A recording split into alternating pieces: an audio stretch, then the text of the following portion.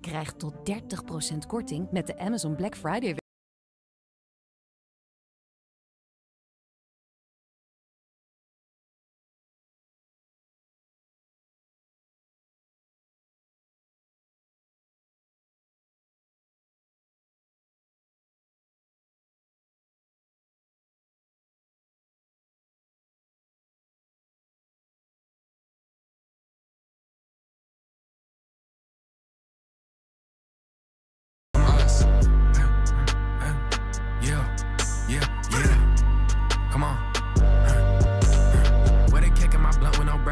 If I face me another, I die here. I'm just praying I make it till Friday. Either way, I'ma die with my pride. Fell in love with the color and parked out front. Bitch, wait till you see the garage. I done made me a promise, I'll fight back once. This time I'ma leave it to God. On God, I ain't play about nothing once. When it's game time, jumping clutch. First thing in the morning, blunt. First thing in the morning, I jump off the porch, I head straight to the porch, get the driver like somebody chasing. Rocket, cause I can't afford it, my pockets enormous. Every time that I walk, I'm chafing. You don't know how to ball, you lazy. You ignore my call, shit crazy. One time for the hoes I'm saving. One time for the hoes that hate me. 2 times for the hoes that hate me. 3 times for the hoes that hate me. 3, 5 in the blunt, I'm spacing. 4 doors on the road, shit spacious. I don't know if it's smart I stay here. I don't know if I want that Maybach. I don't know if I found my way back. I ain't never gonna buy my way in. I ain't never gonna bow to no man. I don't care who the fuck you came with. I don't care what the fuck your name is. What? Huh? My chrome unfindable. I got me a hit and I threw it away. Pop out that bitch and hit him in his face. We opened our doors in the summer. I took the roof off for the Hummer. I stuck in that bitch with a llama. I'm sneaking outside like Osama. No, I'm richer than your favorite rapper. If I'm not, then God kill my mama. Biggest house on the street. The first blacks hit like Obama. Okay, let's see that thunder. On the plane, we took drugs under. And my bitch added them like Yolanda. I'ma pick the drink up from LaFonda. Pop, pop, pop, pop, yeah, book 'em. I been twisting my fingers, I bang. And concrete, they gang. Same nigga, just rich, I ain't changed. Same nigga, I'm toting that flame. I'm the same old kid, but I gotta grow up now. I'm a grown up now. I've been having some long ass nights. One more long ass flight, I'm right there next to you. Damn, drive move up, my legs need room. Damn, I really could call this backseat. I know all of my ex-hoes miss me. I was drifting, put a whole 16. I'm gon' clutch it, I don't do no wrestling. And my mouth diamonds look like a cuffling. Put my bitch in ODG, free BG. We on TV, I'm making a movie. We on TV, I'm making a movie. New rag on my head, it's the boonies. Fuck whooping his ass, he gon' sue me. I fuck it up fast and re-up. Sit track like I don't wanna be up. When we catch it on call for Jesus.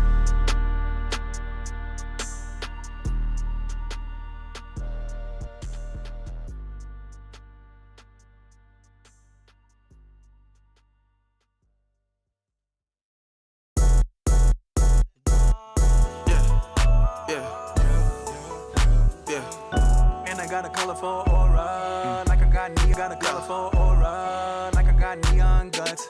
Admitted I move like amoeba, yeah. I float in the room like I'm reefer, yeah. Alien, I'm not your kind of people. Yeah. It's in the grove that I ain't drove, shit, I don't know the reason. 3 or 5, underlay, revive. Hola, me and J Babbin on G5. Chola, success is a drug, hey man, we hang. Cause you should own what you label. I don't want that girl, she was in love with my it's not the rap, just took a blue wheel. Big ass R, mama said, let me see the witch. Boy, you know, light and dark don't mix. Mix it up, boy, bad luck. Sick to my stomach with them neon guts. Higher than Elon Musk. Suck energy we don't touch. All jewelry's beyond tut. And they give a nigga colorful aura, like I got neon guts. Higher than Elon Musk. So high, stars eat our dust. And I got a colorful aura, like I got neon guts. Dark energies we don't touch. I thought I'm like lightning striking in a metal rod. I say hello God in the double bars. So damn it, MX, I got a yellow card. Yellow card, yellow card. Damn P, I need a yellow card. I am from the root like where the pedal start. I had to push like a pedal started. Way after, but ahead of y'all. Mating with a yellow bra. Shit came from cars, Polly Marge. Slick my hair back like I'm Chico DeBarge. I got some lights on my chest. Don't confuse it with a heart. Heard things ain't looking too good for you. Had to pull some strings like I played a harp. I get these billions alone. It been that way from the start. Smoking good kush my cologne. Got neon guts cause I can't see in the dark. Higher than Elon Musk. So high, stars eat our dust. And I got a colorful aura, like I got neon guts. Dark energy we don't touch. All jewelry's beyond touch. And they give a nigga. And I got a colorful aura, like I got neon guts. Dark energies we don't touch. Our jewelry's beyond touch. And I got a colorful aura. Got a colorful aura, like I got neon guts. And I got a colorful aura, like I got neon guts.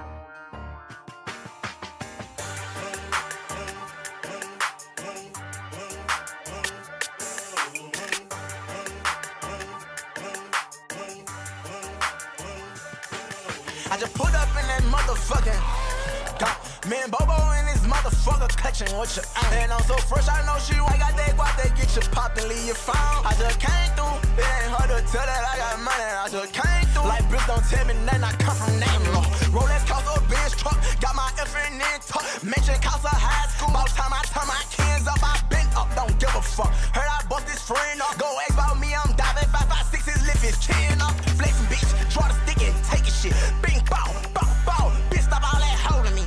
Pussy nigga trolling all y'all acting like some hoes to me. Put this bitch up on him, bring straight punch shit if he think that he gon' roll on me. Yeah, I been chill out, maze, I been in my bag, I been showing my ass, nigga, yeah. I own 13 middle J's, I had poke his ass. She had told me they got polished, clean that bitch with Gucci rags. He got next while I was down, now I'm out and that's his ass. We might catch him in the lobby, bro, gon' pop out with a mask. Tell my daddy that I say this bitch too fast. Park that bitch, nigga can't act like that, they just see me and her. I just put up in that motherfucking got me and Bobo in this motherfucker catching what you ain't. And I'm so fresh, I know she wanna fuck me. Bae, come on. This day catch it up and hop out, walk his ass down. Then I swaggin' like that top nigga, wipe me down. Bitch, I got that guap, they get you popped and leave you found. I just came through, it ain't hard to tell that I got money. I just came through, like bitch don't tell me nothing, I come from nothing, baby. Can't quit leaning. Tell a nigga stop that talking, face me when you see me. Tell my stylist that I'm telling Hermes come saline me. Tell my ops that I got gloss and they got built-in bands. I want shoot you, trap out like to meet you. Gotta get my shit back, baby, hold on. Through the time my name been ringing, yeah. Swear once I get mine, I'm gon' come home and I'm gon' throw it out this cell phone. Cause he got my block roll. Control this bitch from outer space, ain't been up so long, so long. Boom, a shot on my arm long. Bo got that working all day long, been getting his work on. Fucking day impeachment. You know Kevin Hoolin meet you. You know Bo, he play with Pose, he made him bled, this shit start reeking. I got D-Dog hanging out the top, and that's how I got E. You know Nicole, know the Colombian. Bitch thought she was Puerto Rican. Bitch, I'm real American made.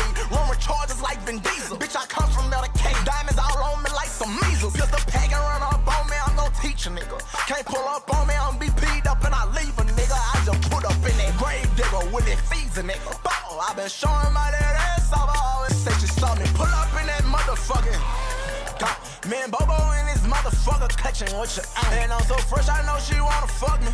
Bae, come on. This day catch it up and hop out, walk his ass down. Then I swaggin' like that top nigga, wipe me down. Bitch, I got that guap, they get you popped and leave you found. I just came through, it ain't hard to tell that I got money. I just came through, like bitch don't tell me nothing, I come from nothing.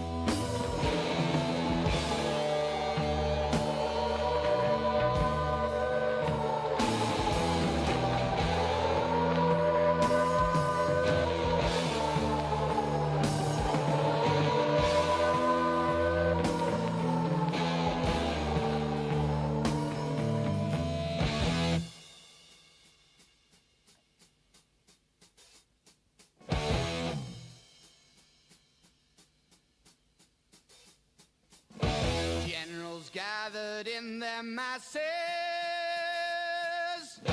just like witches at black masses. Evil minds that plot destruction,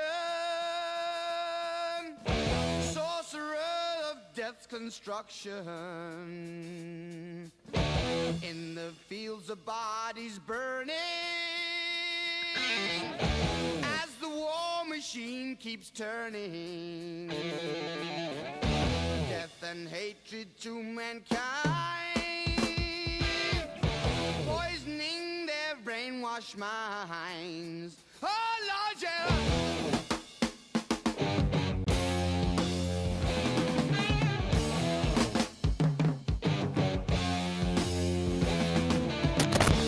Yo, chat! Hold on. Yo, chat! Yo! Politicians hide themselves away. They only started the war. Why should they go out to fight? They leave their Yo, chat! What's up, chat?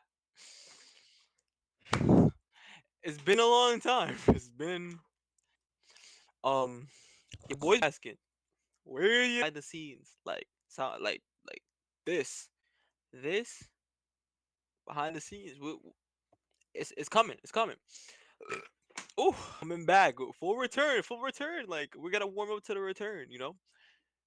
Um full return video.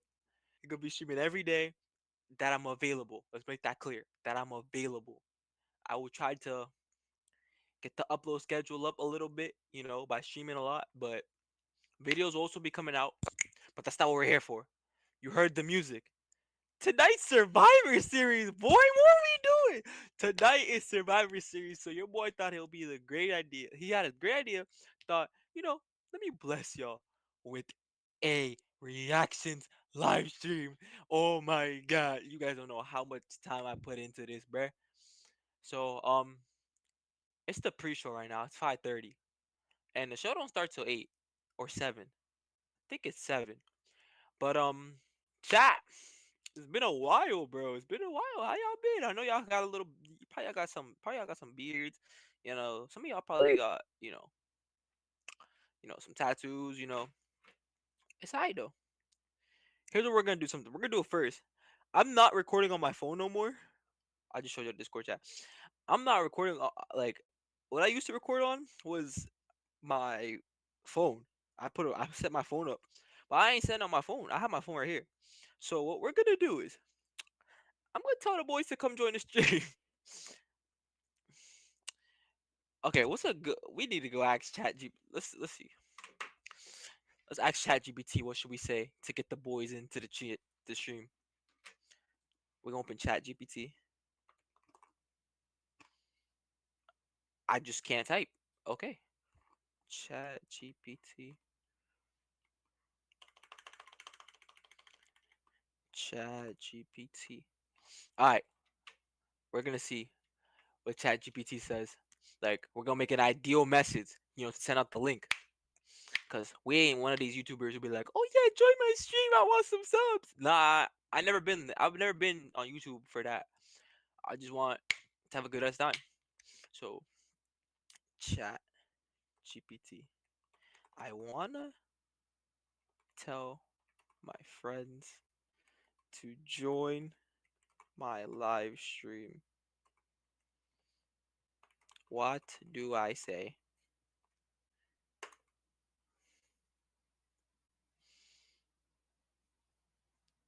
I'm live. Pull up. Pull up. Let's make this stream crazy. No, ChatGPT not gonna be set up, bro. It said, Hey guys, I'm going live right now. Come hang out." Bah! We not on Twitch, boy. We on YouTube. All right, we're going to mix both of these up. So let me get the link. Oh yeah. Also, Channel overhaul coming soon. We gotta fix the channel because low key the channel is low key. We're gonna do the @ here. I don't know if this is my place or not, but the young OG is making a return, not only to WWE, but to come hang out or don't. Not, and then we're gonna drop the link. This is fire. It's inverted. Actually, no. This is fire. This is fire. All right.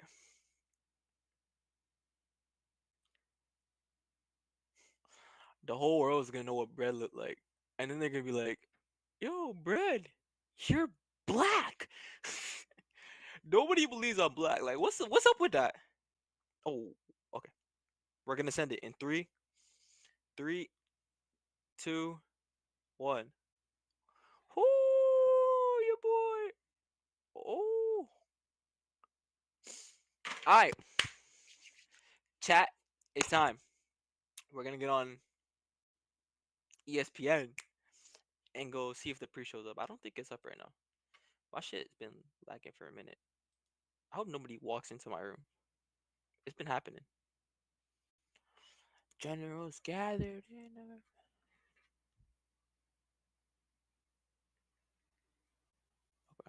Okay. I was making sure. All right, chat. We're gonna open Survivor Series. Is this shit even up right now? Oh, you fucking bumbleclap. All right, hold on, chat. We're gonna go on YouTube to go get the pre-show up. Yo, can I just not type today, bro? What's up? Yo, I swear to... Sorry, guys. Intermission. Just got a text message. All right. Let's open... Oh, but that means I can't even hear it. I'll open it on here too then. Before you continue to use YouTube. Man, shut your goofy ass up. There we go. I'll put it on this too. Van de prijzen. Met maar liefst €300.000 aan feestelijke verrassingen. Elke dag een nieuwe missie, elke dag een nieuwe bonus. TonyBet, we're here to play.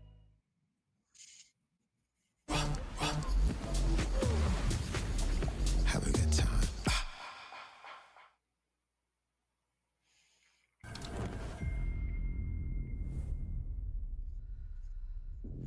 In Vegas, everything's a game. Some nights, it's played without cards or dice. Just tension. Every move measured. Every look a strategy. Chat, we're totally not eating. Always watching your back.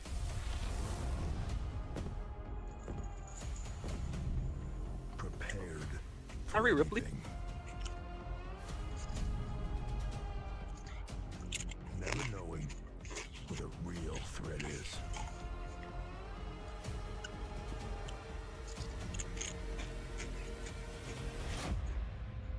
Or who might show up at the table.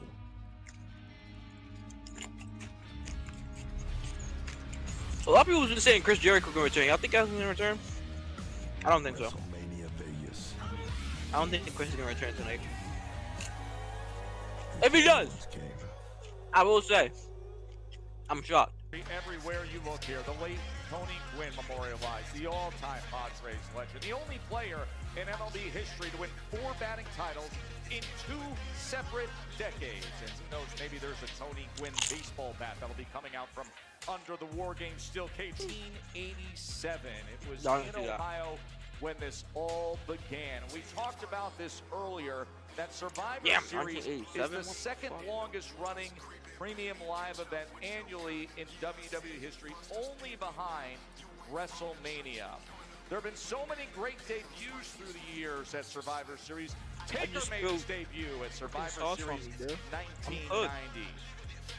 My aura's gone. We're not that far away from one of the most intimidating settings in sports entertainment. The double ring, double size steel cage for War Games. Peter Rosenberg takes us closer. Oh, they're outside for War Games this year. Tess, thank you very much, sir. The best thing about my job, not only do I get to be inside the war, actually feels like. First of all, before you even get to the cage, can I just explain to mortal human beings like myself how hard these ropes alone are?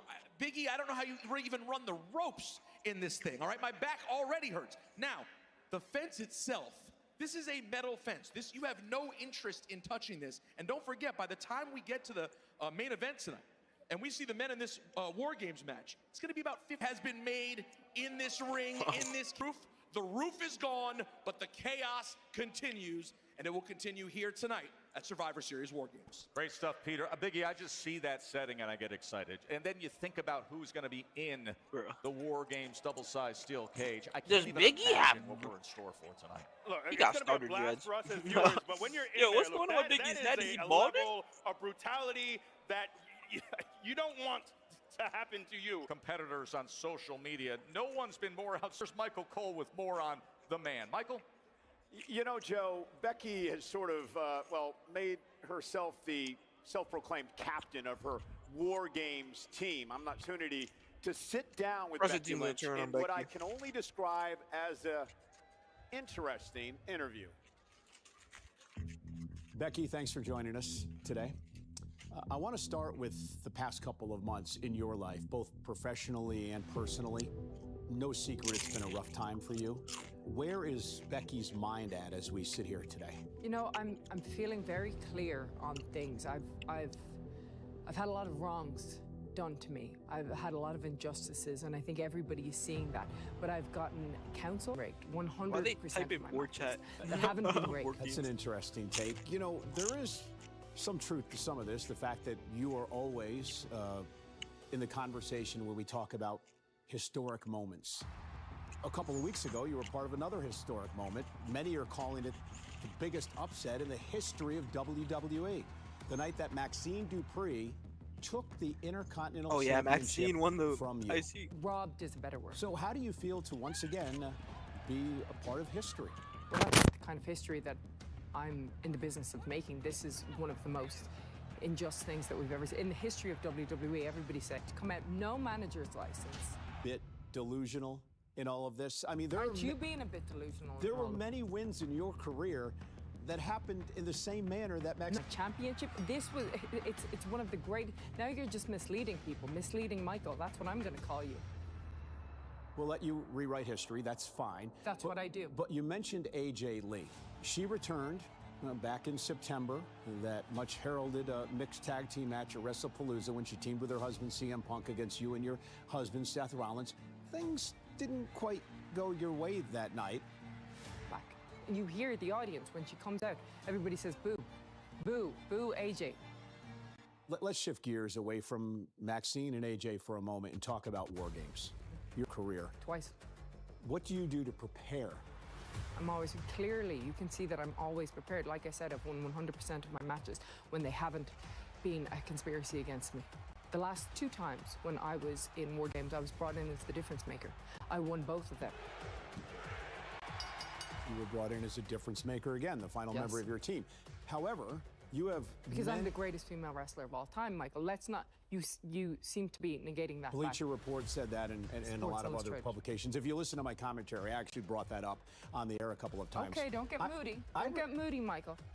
You're walking into War Games with enemies on one side and also people that have been enemies on your side of things. How are you going to put your differences aside to win this thing in San Diego? I'm a professional. I have been a difference maker every time I've stepped into War Games. This is going to be no different. If you win. When I win. What does that do? When I win. Can you change change the conversation. When you win in War Games, what does that do for Becky Lynch short term and also over her entire career? Well, it just proves. It proves what I've overcome time and time again, and especially right now, especially with all the chips stacked against me, everybody ganging up against me. It proves once again that I'm the greatest female wrestler of all time. Well, all I can give great investigations going on.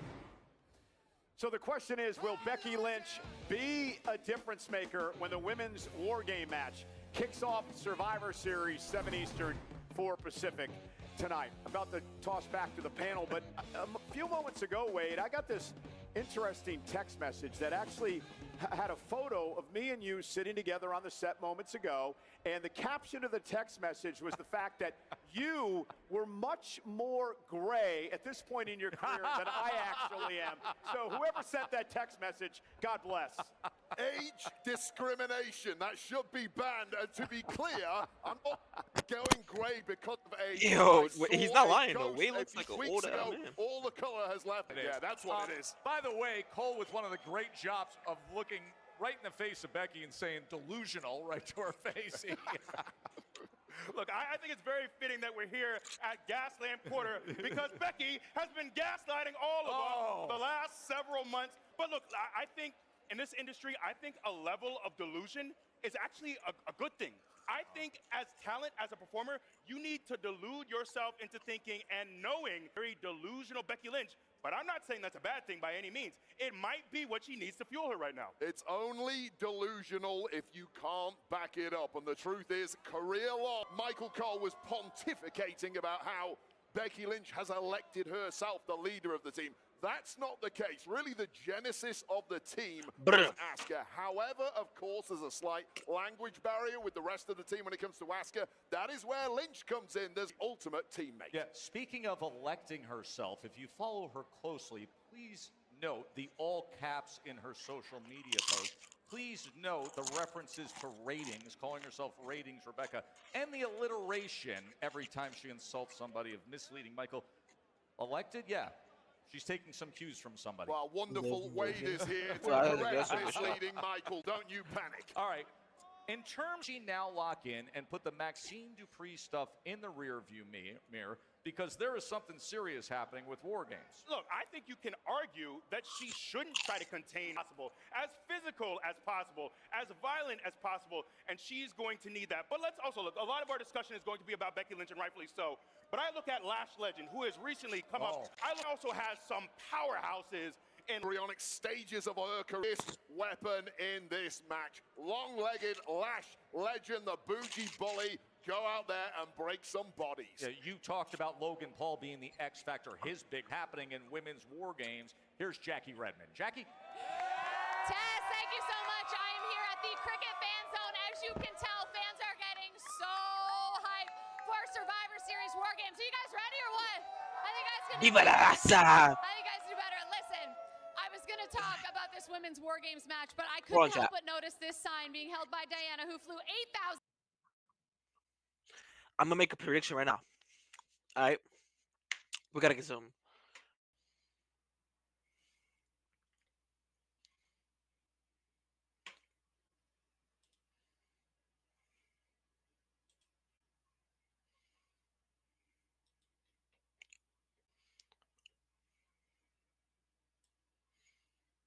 Gotta get some suspenseful music.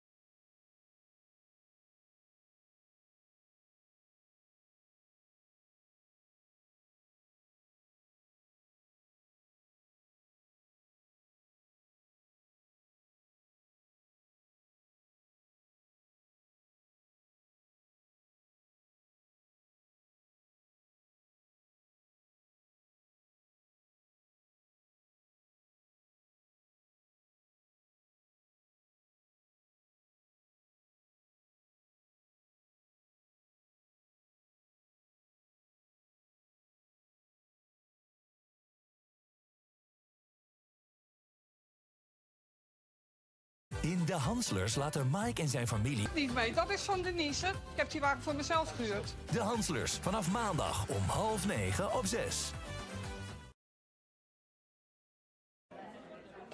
Wat drink jij nou? Licor bij Rauw. Sorry, wat? Licor bij Rauw? Licor bij wat? Licor bij Rauw. Mag ik ook 2 Rauw? Licor bij Rauw, het best bewaarde geheim van Portugal.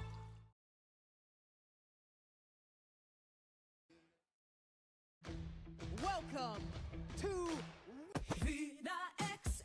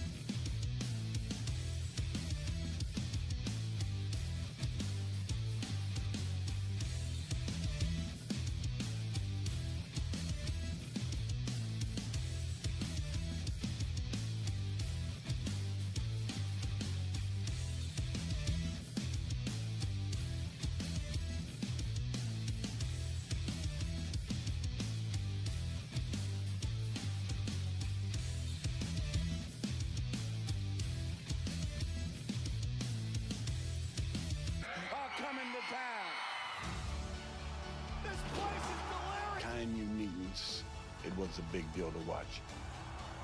The history of war games is well intact.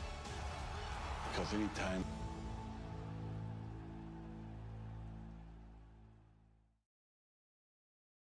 Wheatley American Vodka is for hard-working people with true American spirit. People who never just mail it in. Oh, a thing of beauty! People who rise to the occasion. Here we go! Boom! Men and women who know how to get the job done. From the top! Oh! And when the day is over, nothing's better than celebrating with something truly American. Wheatley, so good I drink it deep.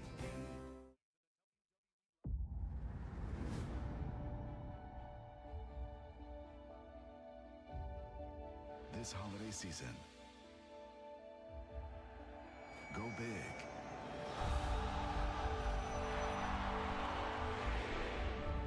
And then go home. Have a safe trip home.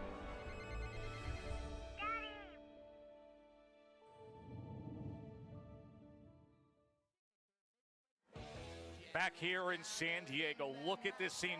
Folks, we are under an hour away from Survivor Series War Games. And to hear Dusty Rhodes, who created this concept, describe it as a living thing, and then the emotion of his son Cody Rhodes. I can't even imagine what Cody is going to be feeling when he steps off his bus and enters the men's War Games. Of course, the American Nightmare, that bus, that is where Drew McIntyre attacked him recently, setting the stage for so much of the drama surrounding War Games.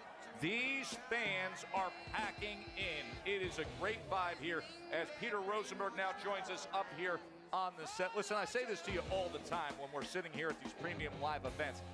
They take on an energy of their own as well.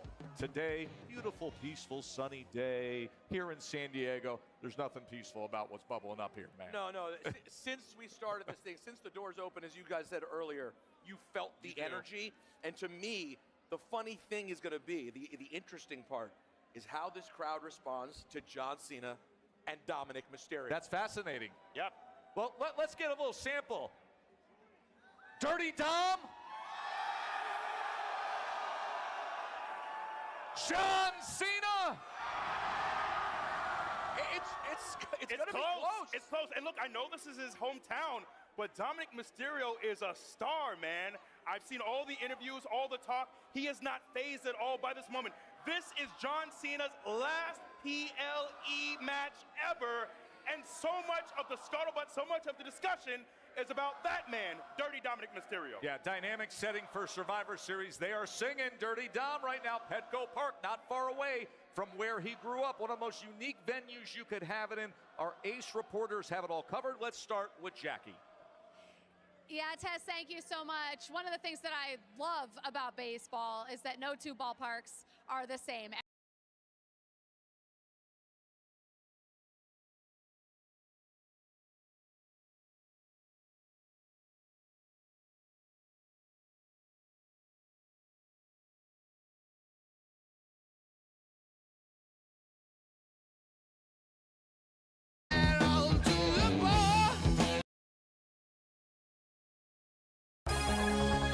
Ladies and gentlemen, welcome today.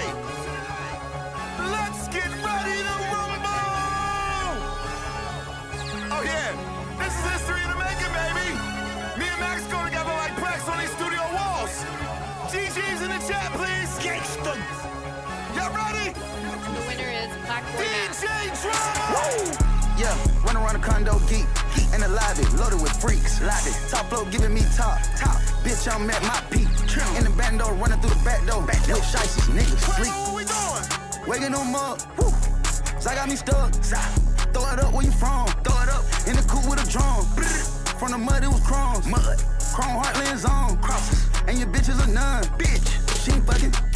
Big splash, that's a bucket. Having that fire like a oven. White bitch, she rushing. Turn to the match, don't touch me. In the chat, these pussy niggas typing. Better stop all that whooping. Stop. Pulling up, giving belt that ass. I'm talking about a whooping. Quick call on my phone about your bitch. Nigga, she already took it. I'm walking the room, blue tickets on me. I look like a bookie. I want the fastest. New Rari. This shit like a bullet. Bitch, get Batman, Black Boy, Max, keep looking. Come through fully. Black Boy. Yeah, run around the condo geek. In the lobby, loaded with freaks. Lobby. Top flow giving me top. Bitch, I'm at my peak. So I got me stuck. Throw it up, where you from? Throw it up. In the coupe with a drum.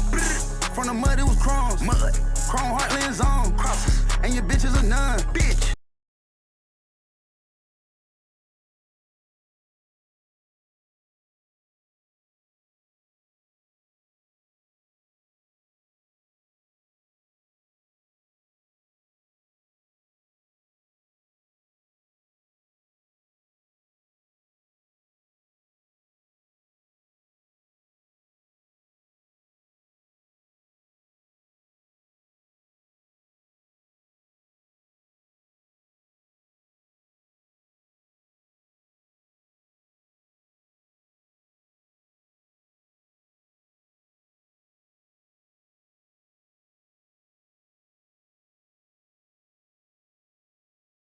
Every ballpark. And it doesn't really get much bigger than John Cena's last PLE match. I think we're going to see a Dominic Mysterio who is not going to blink at all in that ring. That's what I was saying earlier. There's no way to argue. In what has been a huge start for a career for Dominic Mysterio, it gets no bigger than this. And guys, I only noticed one thing different about him today. What's that? His demeanor, completely calm as always. He was fully dressed up when he got to the... No, he had a magnificent suit on. Have you ever seen Yeah, that it was before? like junior prom all over again. Hey, back in June, right here at this ballpark, it was Dom Mysterio coming back home to San Diego to throw out the first pitch. Back then, of course, he had the IC title. Now he's friend Mark Kriegel with more. Good afternoon, Mark. Take it away, my man. Good afternoon, Joe. Hey, listen, lot of two when Cena made his pro debut. Now, Dom tells me, he won't exactly tell me why they have a beef, but he wants you to know that it's real and it's personal. I want a rematch for my Intercontinental Championship. Survivor Series, San Diego. Cena, you were a fan, right, as a kid? Yeah, I was a kid and I was a big fan. Keyword was a big fan. And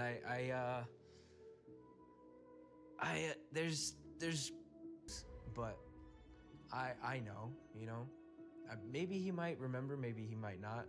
Are we being real or No, this is 100% real. And you're not playing me now? No, I'm not. This is all serious. Yeah. And I'll say this wholeheartedly. When after the pandemic and we did the whole Summer of Cena, he helped me a lot. We did that for a month straight, live event every weekend, Saturday, Sundays, but that's in the past. Everyone's lining up, wants to fight this guy. Why you? I think because he knows what I mean to him at the end of his career. You know, people are lying, but I am currently in a place in my career and my life where I don't need Cena. Like, I'm gonna be here for the next 20 years, right? You don't need him. I don't need him. Everybody in the company wants it. Correct. He needs you? I think so. Go on. I think, I mean, this is truly arrogant now. Some might say, but I call it the truth in my eyes. I'm in a point where I don't really think I need him. You know, I've done all these things now, only 5 years into the business, quite possibly the face of the company, you know, for the next couple of years. You're the face? So on all the house shows, we're also running AAA. Dominic Mysterio is the king of the luchador. All the same week, main evented all 3 TV shows, California, quite possibly as your double champion, so we'll see what the future holds. We're here tonight because Dom knew exactly what he wanted. John Cena here, his hometown, San Diego. It wasn't always like that. He didn't always know. He went through the son of the most famous luchador ever. And again, it wasn't easy becoming his own guy or Dirty Dom. Against the never seen 17, the Grand Slam champion, John Cena, coming up in just a little bit. Hey, Dirty, the mockery, the derision, bringing out little Cena. Look, that was something that I didn't care for either. But I do think it's evidence of a Dominic Mysterio who is very confident in this moment. He's in his hometown. He's ready for this moment. I think back behind that, him talking about being 260 pounds, being overweight before he even got into this business, and his now wife saying, you've got to chase this dream. You got to, I know it means leaving me, going to Tampa, doing your thing, but if it wasn't for that push, and they always talk about behind every great man is a great woman or an even better woman, and he's very fortunate to have such a great woman by his side. But we see a Dominic Mysterio who talked about a time where he was lost, trying to figure it out. Who is he? We even saw him the first time when he was with his dad, and he talked about the fact that he just felt like he was Ray's son and nothing more. We're now seeing a Dominic Mysterio who is growing into himself, who is growing into his confidence, who is only getting better and better in the ring. I don't know if he can pull it off in John Cena's final PLE match, but I know he's going to give it his all tonight and put on a show that's going to prove a ton to the world here. Well, I mean, the beautiful situation for Dominic Mysterio is if he loses tonight, so he lost to the greatest of all time. Right. It's disappointing, sure, but he got to have a match at Petco Park in front of his hometown against John Cena. It's house money. And if he wins, he gets back the Intercontinental Championship and gets to brag about this for the rest of his career. It's a really amazing thing. And you mentioned when he first came in, guys, I remember Dom's first day at a PLE, right? The room that we get dressed in, the TV locker room, is generally where broadcasters are. Sure. Except there'll be old veterans who prefer, you know, a quieter room. Yeah. Ray likes to hang with us. Correct. Right. Ray likes to hang out with us old jabronis, right? Yeah. So Ray literally brought Dom to work, and I was like, oh, it's Ray just brings his kid to work, you know?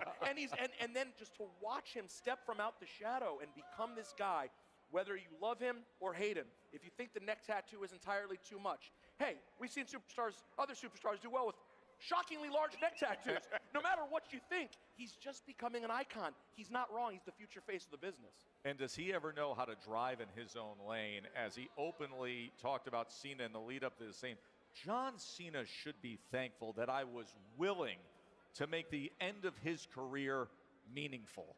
Only Dirty Dom could deliver a line like that. But you know what? Is it all a lie in the sense that this may be, like on paper, the most exciting match that fans could have gotten for the end of John Cena's run?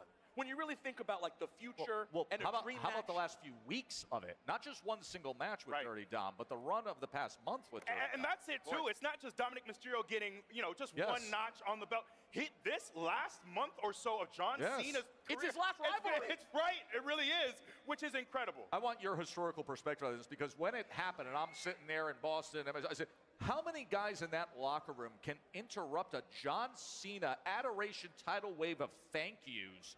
How many guys could walk out? This man, while the match will be the winner of the tournament, Dominic Mysterio is the last rivalry of John Cena's career. That's a great point. Intercontinental Championship set to come your way. John Cena, Dirty Dom Mysterio, and still to come your way, Jackie Redmond sits down with the OTC1.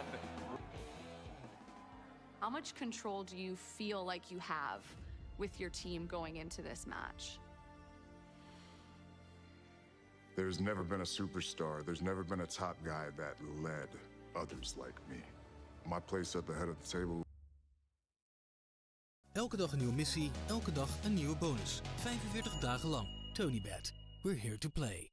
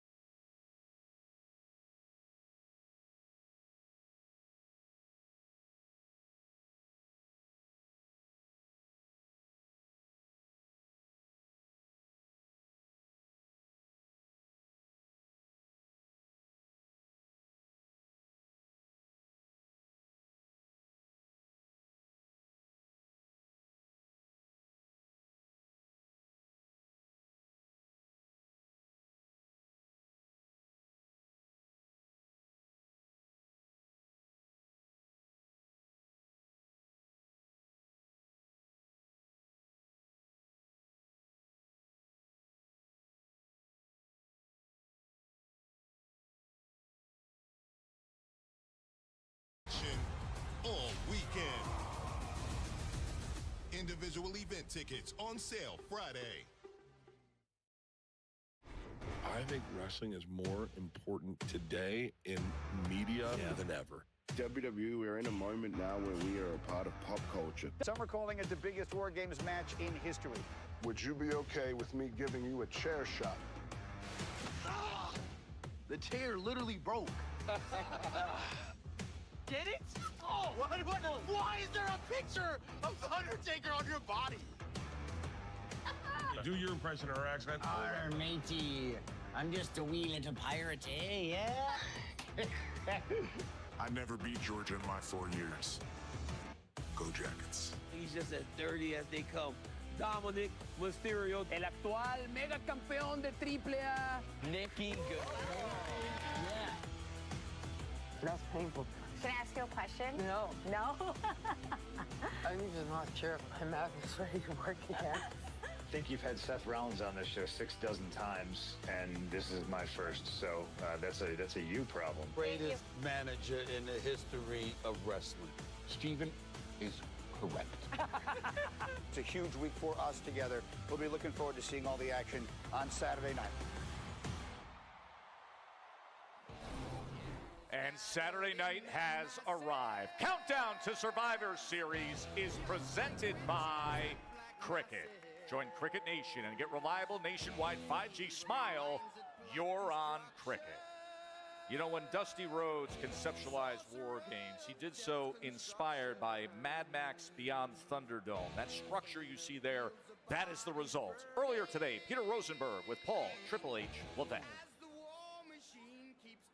I am here with WWE Chief Content Officer Paul Triple H Levesque. First of all, happy Thanksgiving, sir. Same to you. Thank you very much. I did. Got to relax a bit, but here we are. Survivor Series War Games in San Diego.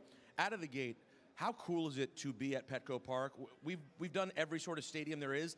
I'd say baseball stadiums, maybe the least represented. How cool is it to be in a classic baseball stadium, one that's so loved like Petco Park here in San Diego? Well, it's awesome. I agree with what you said. They're underrepresented baseball stadiums, but they're wonderful when you get here.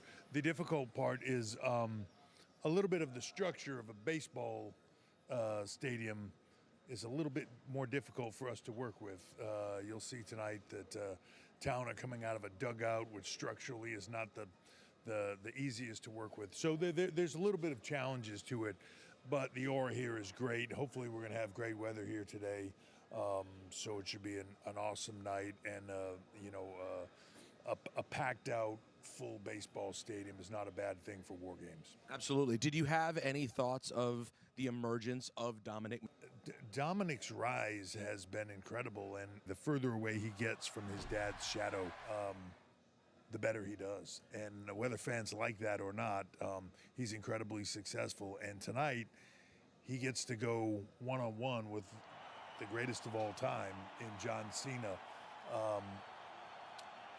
You could say he bit off more than he can chew. The truth is, at this point in his career, a loss to John Cena doesn't hurt Dominic Mysterio, but a win over John Cena. Game changer. Game changer. Speaking of John, second to last match for John Cena. Is it surreal for you that we are here? And do you have any nerves about these last two and just it's sort of meeting the hype and expectation in the conversation? It's surreal to a degree because, I'm old enough to have been here when John walked in the door and actually was had the opportunity to see John before he was even in WWE performing, and to see that career start, come all the way to an end, and what he's accomplished in between is calling his own shot. Not very many people get a chance to do that in life. So this is incredible. Am I nervous or worried about John? Never. The one thing about John is whether on the stick, whether in the ring, no matter what it is, he's always there for the occasion. He always rises to that occasion, and has proven it year after year, decade after decade, that as I said before, arguably the greatest of all time, the most valuable player, however you want to say it. we get to watch that last ride, and it's going to be amazing to see. You got a busy show to run. You got a whole night here. Thank you so much for your time. Thanks, man. Appreciate it. Happy Thanksgiving. Well, that's the man that'll put this big crowd on their feet. 45,000 plus filling in Petco Park. Of course, the headliner, Men's War Games. We opened up this countdown show asking, can they coexist? The big stars, Cody, Roman, and CM Punk, who's with Kathy Kelly. Kathy. Well, Tess, you're right. I am here with CM Punk, and you said it best. Can they coexist tonight? That is the question that I have for the World Heavyweight Champion. You know, I don't mean to call you out. You were pacing around before. There's been a lot of, I hate to say it, but ego, unpredictability. When you're in the rarest of air on top of the mountain, of course you're going to deal with people's egos. But listen, this is War Games. That's why I'm a little bit more of a serious CM Punk tonight. And I get to tag with a friend of mine whose father created the War Games. He knows a thing or two about it. And yeah, maybe me and Roman don't seem eye to eye, but I love his cousins like they were my brothers. So we'll be on the same page. We'll be on the same team. It's everybody that's across from us that has to worry, okay? Because I'm a very, very dangerous man inside of a steel cage. Drew McIntyre knows it. Brock Lesnar knows it. Paul Heyman knows it. Braun Breaker will find out. Well, Punk, thank you so much. I know you have a lot to prepare for, so let's send it out to Jackie Redmond. Kathy, thank you so much. You heard CM Punk there refer to his history, we'll call it, with Roman's is back. That's a fact. But if you ask him, he'll tell you he never left. He said he is always paying attention to what's happening in WWE and what should be happening at what he calls the top of the mountain. I had a chance to sit down with him earlier this week to talk not just... Roman, hi. First time sitting down with you on the Countdown show, I believe. I think so. I don't think I've sat not like this, not an exclusive one-on-one. This must be special then. I think so. We're not supposed to see you till Christmas? Isn't that what you said? Yeah. Every day's Christmas with the tribal chief. Okay, fair enough. Merry Christmas. 'Tis the season, right? That's right. Okay, so seriously, you're back for Survivor Series War Games. Why now? Why not? To me, I never left. I'm always 100% in. I'm always just fully locked in on what should be happening at the top of the mountain, so... You ran this place for years, but in the eyes of a lot of people, the landscape in WWE has been shifting with the likes of Braun Breaker and Bronson Reed. What do you make of the fact that some of these guys have the guts to challenge someone like yourself, who ran this place for so many years? I think it's just the circle of life in WWE. 10 years ago, I was the young guy. Brock Lesnar was the top of the mountain, and I was trying to knock him off that peg. Years later, it's happening to me. It's a Shark Tank. Everybody wants what you have. And I'd say right now, whether I have a title or not, everybody wants what the Tribal Chief has. Let me ask you about your former wise man, Paul Heyman. Do you think he actually cares about helping the next generation, guys like Braun Breaker and Bronson Reed? Or is this self-interest for him? What's your take? The old wise man. I think it's a beautiful mix of both. I think he's one of those guys where, yes, all his marbles are in one basket. So does he care about this industry? Of course. This is where he's made his career, his life, his livelihood.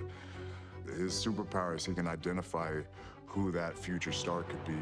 He's gonna ride him until the wheels fall off and then find the next guy. So I think he's doing exactly what he's set out to do. And that's why, for me, should have kept it simple. Should have kept it family only, bloodline only. People with the same blood coursing through the same veins. That was my biggest mistake. Bloodline only. So let me ask you about your team for Survivor Series War Games. You have a rich history at War Games, but your team, you've got your cousins, the Usos, who I think it's safe to say in recent times that relationship has had its turbulence, for lack of a better word. You've got CM Punk, Cody Rhodes. How much control do you feel like you have with your team going into this match?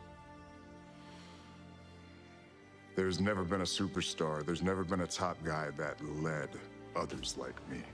My place at the head of the table is cemented. that's where I belong.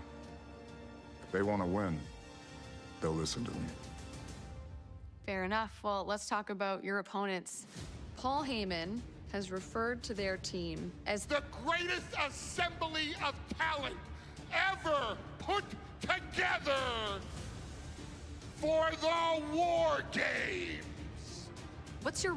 If anything, they have a bunch of guys who are going to be fighting and working for themselves. When hopefully, on my side, and you should play it. If they want to win, they'll listen to me. Those were the words. Advantage of the situation and asked him a few bonus questions on the way out of the interview room. And one of them was, Roman, what is this about for you? What are you fighting into the picture of power? He said, I'm not here to be a locker room leader. I'm not here to open shows. I'm the most important thing in WWE. I believe that. So my big takeaway from that answer and listening back since the Usos should follow his lead. I just don't know if the rest of the team feels that way.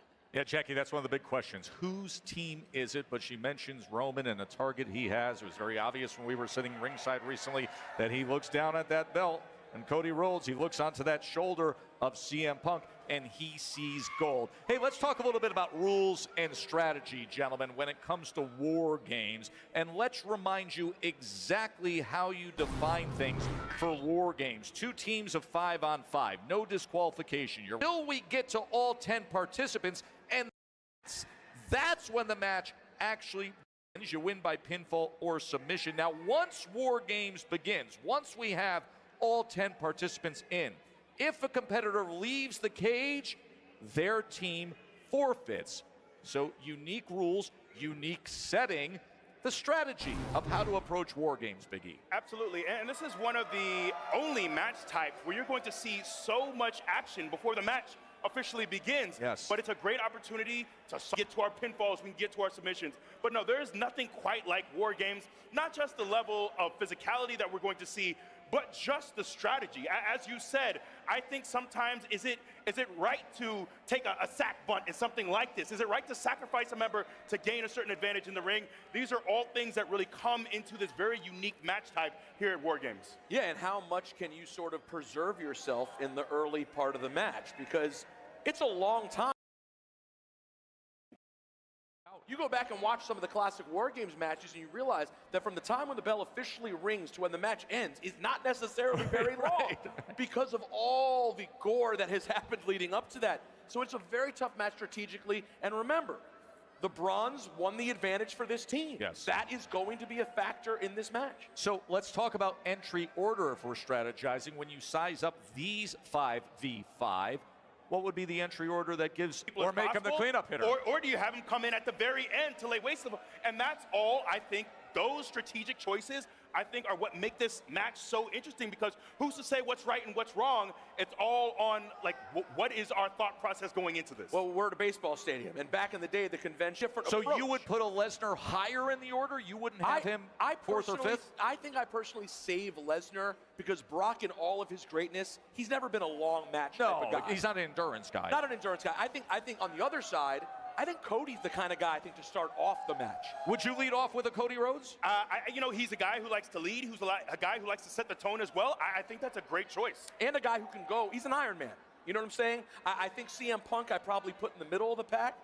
Roman Reigns is the interesting question. Where do you bring Roman Reigns into this match? You remember him in the shark cage a couple of years ago. Step back. Right. I got this. So he like a mom at a stop sign. Exactly. So it's going to be very interesting to see those decisions play out throughout this match. Of course, they are going to be in the sensational double-sized ring, massive steel cage, as this is the scene right now inside Petco Park.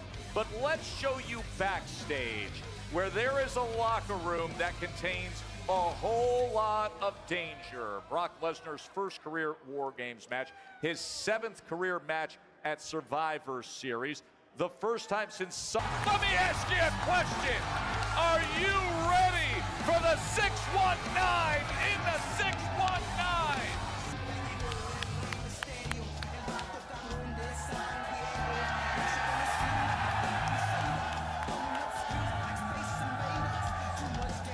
Ray's going to be with us, and still to come.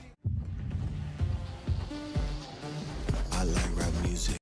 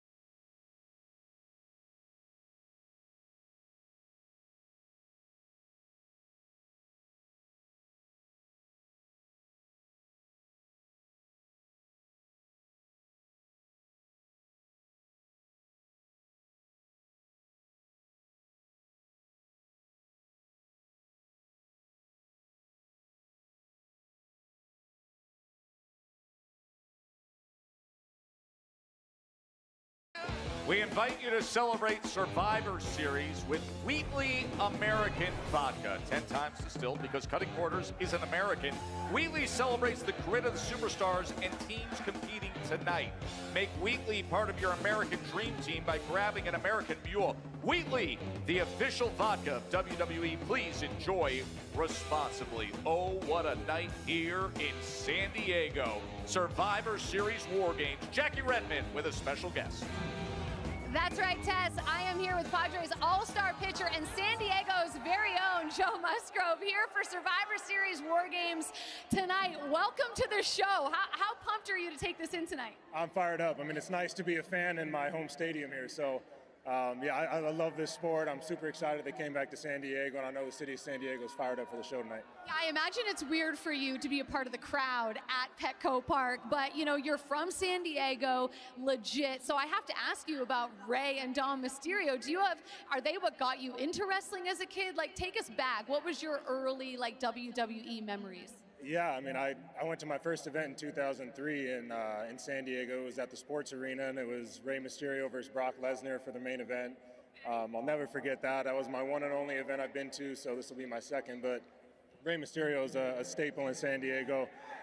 He's someone that everyone here is proud of, and he's a guy that got me into the sport. So he's been a big ambassador of the Padres over the years, followed us down to Mexico City, and give us some Mexican love and some support. So yeah, I'm super excited to be here cheering on Dom.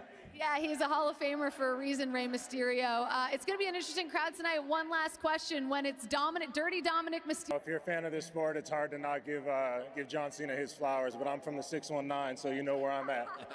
All right, so you will be on the side of Dirty Dom. Joe Musgrove, thank you very much. Enjoy the show tonight, Tess, as I throw it back to you. He's Team Dirty. Team Dirty. No doubt about it. From an all-star pitcher to a Hall of Famer. San Diego's very own. Ray, I can't even imagine what this night means to you to have this event here in San Diego. Oh, we've been pumped from the moment we knew that it might be a possibility that we do an event here at Petco. So, yeah, I mean, you feel the excitement, the adrenaline, very, very emotional that this night is the night that it is. John Cena's second to last match. You had a wonderful moment with John recently at Madison Square Garden with the six-man tag team. And how do you characterize that? Oh my God, that was a special moment. That was a picture-perfect moment. You know, one that stays in the history of the books. The fact that I was able to team up with John on his last Monday Night Raw at MSG is just special within itself. But that memory, like you said, walking up the ramp and then just giving that one last look to the fans saying, thank you for everything you've done, was special. Well, it's always special when Ray comes back here to San Diego. And ahead of Survivor Series, the Hall of Famer and San Diego native returned here to give back to the community.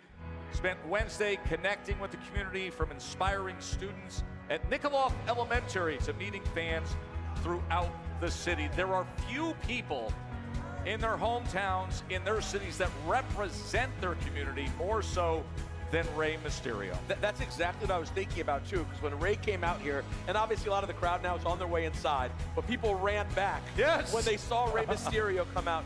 Are you ever surprised? I mean, we go to different cities. There's always a hometown hero in every city we're in.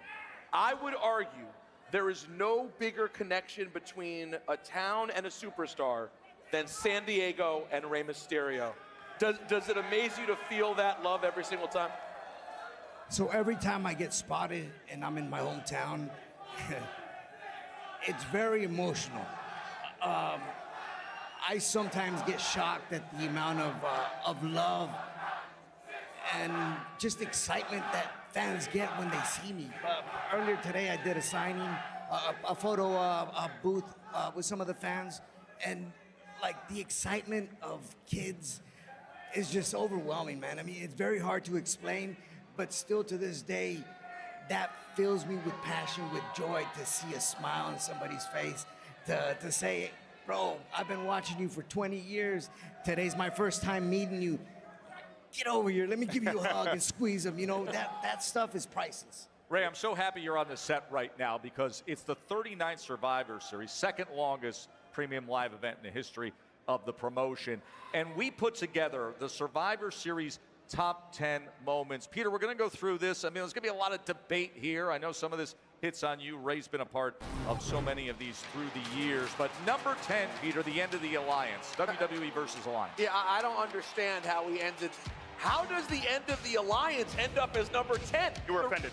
I was offended deeply, okay? The reason is that was a Survivor Series with such consequences. Yes. I love that part that you had this long story that led to this moment, and it was all solved at Survivor Series. Look, you could argue number 10 is way too low on the list for this, but look, at number 9, we have Rhea Ripley, the Eradicator's revenge. Look, Liv and your son, Dominic Mysterio, they were tormenting this poor woman for months and months. Rhea finally gets her revenge at War Games. Number 8, The Beast, Lesnar and Styles 2017.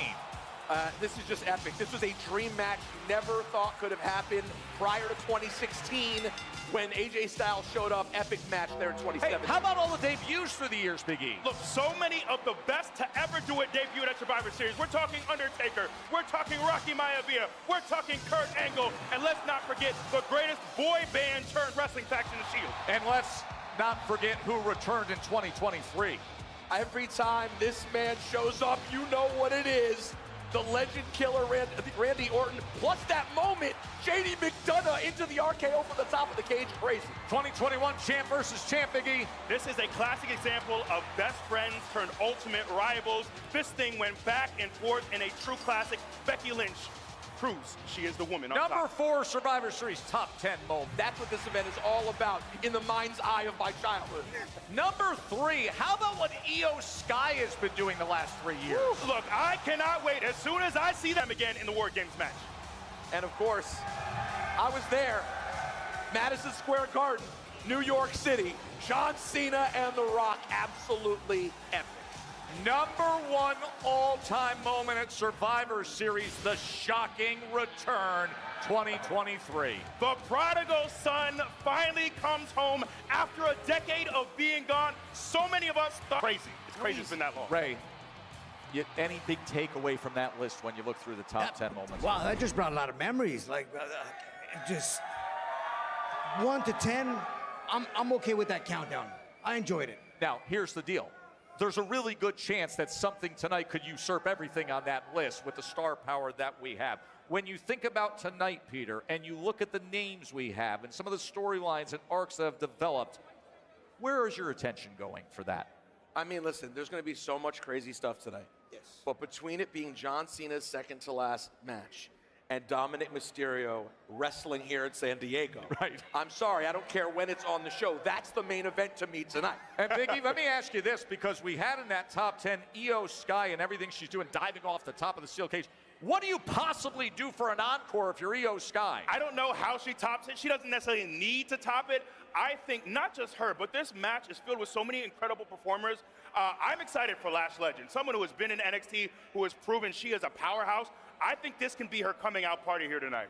Men's War Games, Women's War Games, and of course the overlap for a certain power couple. I don't know what you talk about at the dinner table, but typically it's not, all right, how are we handling War Games this weekend? AJ Lee, CM Punk, more to come when we return. Very intimate moment.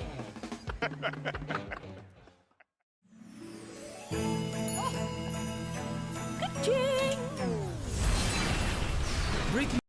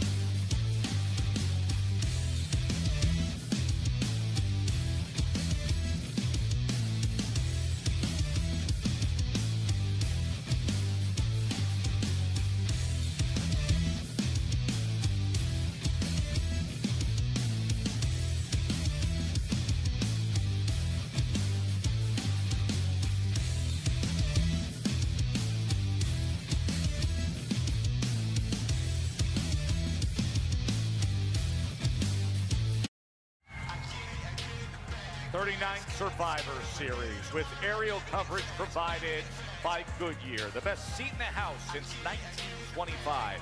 Happy 100th to the Goodyear blimp. Today's aerial coverage is coming from Wingfoot 3, one of Goodyear's 4 blimps across the United States and Europe, providing coverage of the world's biggest events. And of course, this is one of the world's great sports entertainment events, the second longest running WWE premium event, second only to WrestleMania. This will only be the 4th premium live event that San Diego has ever had, but it is by far one of the biggest that any city could ever have, as San Diego's very own Rey Mysterio is taking us home right to Survivor Series War Games. On the line, John Cena, now a Grand Slam champion, as Dominic Mysterio will be looking to regain that Intercontinental Championship. Ray, I would be remiss if I didn't ask your opinion of this match. How do you see it? It's hard for me to answer. Am I on father mode or superstar mode? Give me your best analysis, You know what? superstar mode. I just think it's going to be an incredible night for both of them. And Dom has the opportunity of a lifetime here. He better take advantage of it if he wants it. By the way, when we have been hosting the post show for these premium live events, it's often with Dom Mysterio coming over and celebrating right in your face, Biggie. He's looking for his 5th straight win on a premium live event. Look, every time he's on the post show, he is received like a rock star. The way these people take to him, he owns the crowd. I would not be surprised. Gun to my head, I'm picking John Cena. Wouldn't shock me at all if Dominic Mysterio regains his Intercontinental Championship. Of course, we have the Women's World Championship, which will be heading your way as well. Stephanie Vaquer, who has been as red hot as any superstar, against the Hall of Famer Nikki Bella. I'm sorry, I love Stephanie, love what she's done. Wouldn't it completely flip the women's division on its head if Nikki Bella won the title tonight? Remember, Women's War Games match, one of the underlying storylines was that Charlotte Flair initially refused to team with Rhea Ripley because of their long history and the tension there. They had to sit down, so now you get Flair and Ripley together, and then it is Men's War Games. As it has been said, perhaps, arguably, the best assembly of pure talent that we have seen. It is coming your way in a matter of moments, and then we will be right here for the post show. Survivor Series War Games sold out 45,000 plus at Petco Park. Enjoy it. Ladies and gentlemen, here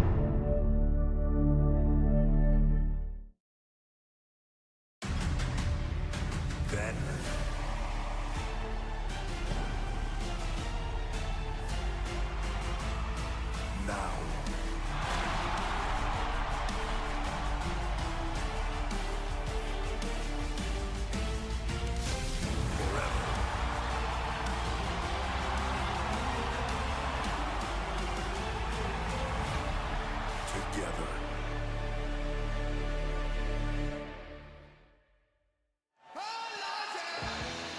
This is the birthplace of California, gorgeous San Diego. It's a thriving military city, housing Naval Base San Diego, Naval Base Point Loma, Naval Base Coronado. Also the Marine Corps Air Station Miramar and Marine Corps Camp Pendleton, just north of here.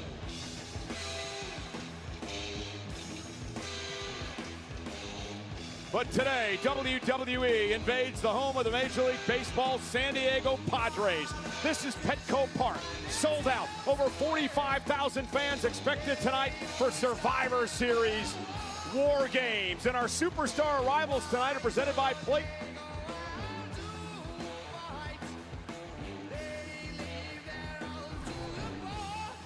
Rhea Ripley, Io Sky, Charlotte Flair, Alexa Bliss, and AJ Lee prepare to go to war. They step inside the cage against this formidable team. They're set for War Games tonight. On the right is Stephanie McCurr. She's the women's world champion, but she defends against the WWE Hall of Famer, Nikki Bella. Nikki looks to rekindle some magic tonight.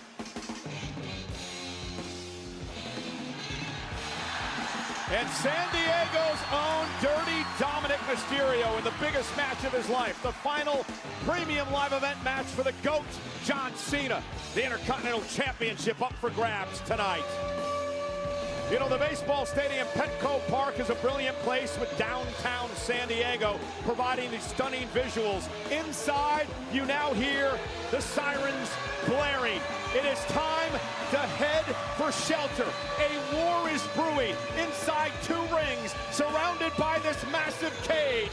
Let the War Games begin!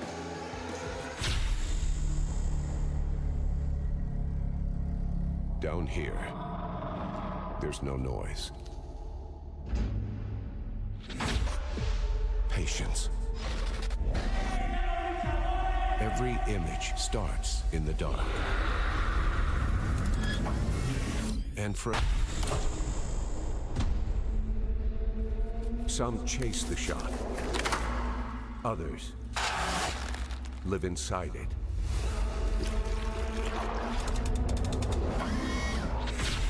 Both expose the truth.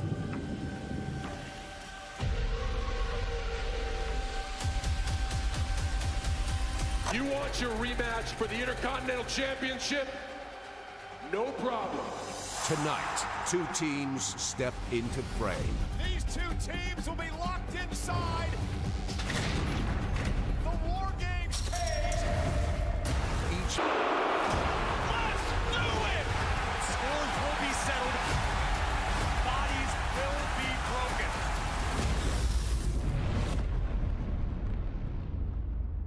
This is Survivor Series War Games. You want victory in this battle? There are bound to be casualties.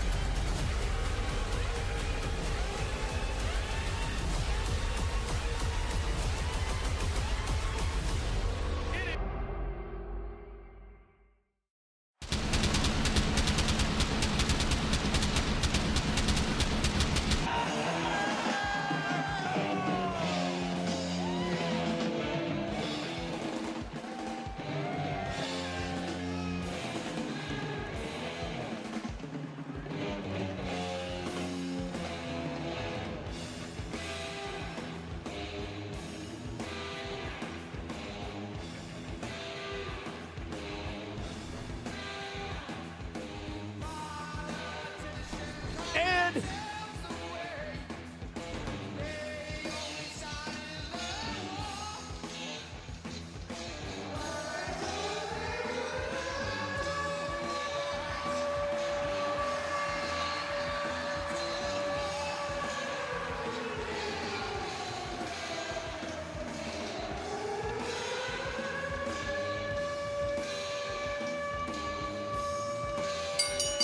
The following is the Women's War Games match! One member of each team starts the match. After 5 minutes, a member of the advantage team will be released to enter the match. After a 3-minute period, alternating members from each team will enter the match until all competitors are inside the ring. Once all competitors have entered, War Games officially begins. Once War Games begins, if anyone leaves the cage, their team forfeits. The only way to win the match is by pinfall or submission.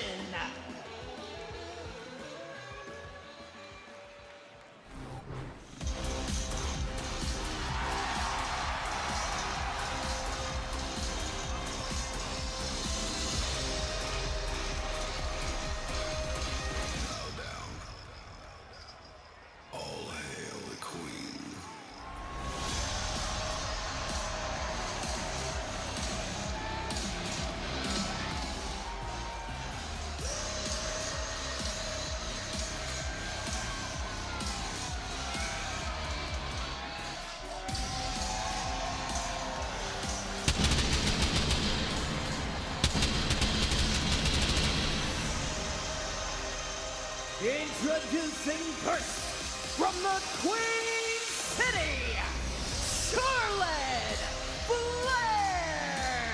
Well, Charlotte Flair, who won the advantage last night in a match that is inspired by one of her best friends, 7-year-old Scarlett, who is battling DMG, which is a type of cancerous brain tumor. Charlotte Flair met this young lady there in 2024. She was a guest of Charlotte Flair at WrestleMania, and she is here tonight to watch the Queen do battle inside of War Games. And Wade, in her career, Charlotte Flair is 1-0 in this event. Yeah, it is a brave individual who dares step into War Games while times that by 100 for the person on the team who elects themselves to step in there first. Rather Charlotte Flair than me, but it really tells you something about the tenacity and drive of the queen of this industry, Charlotte Flair.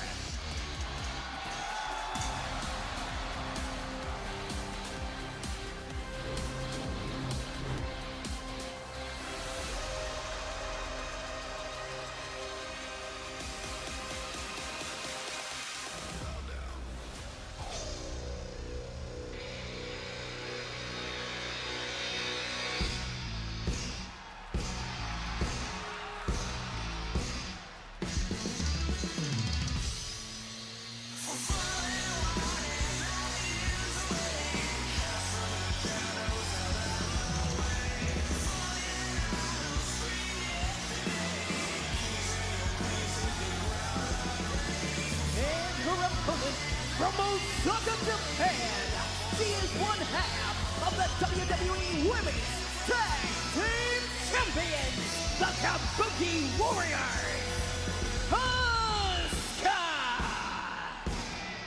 Empress of Tomorrow, Asuka, who, as I mentioned earlier, lost the Advantage Games matchup last night against Charlotte Flair.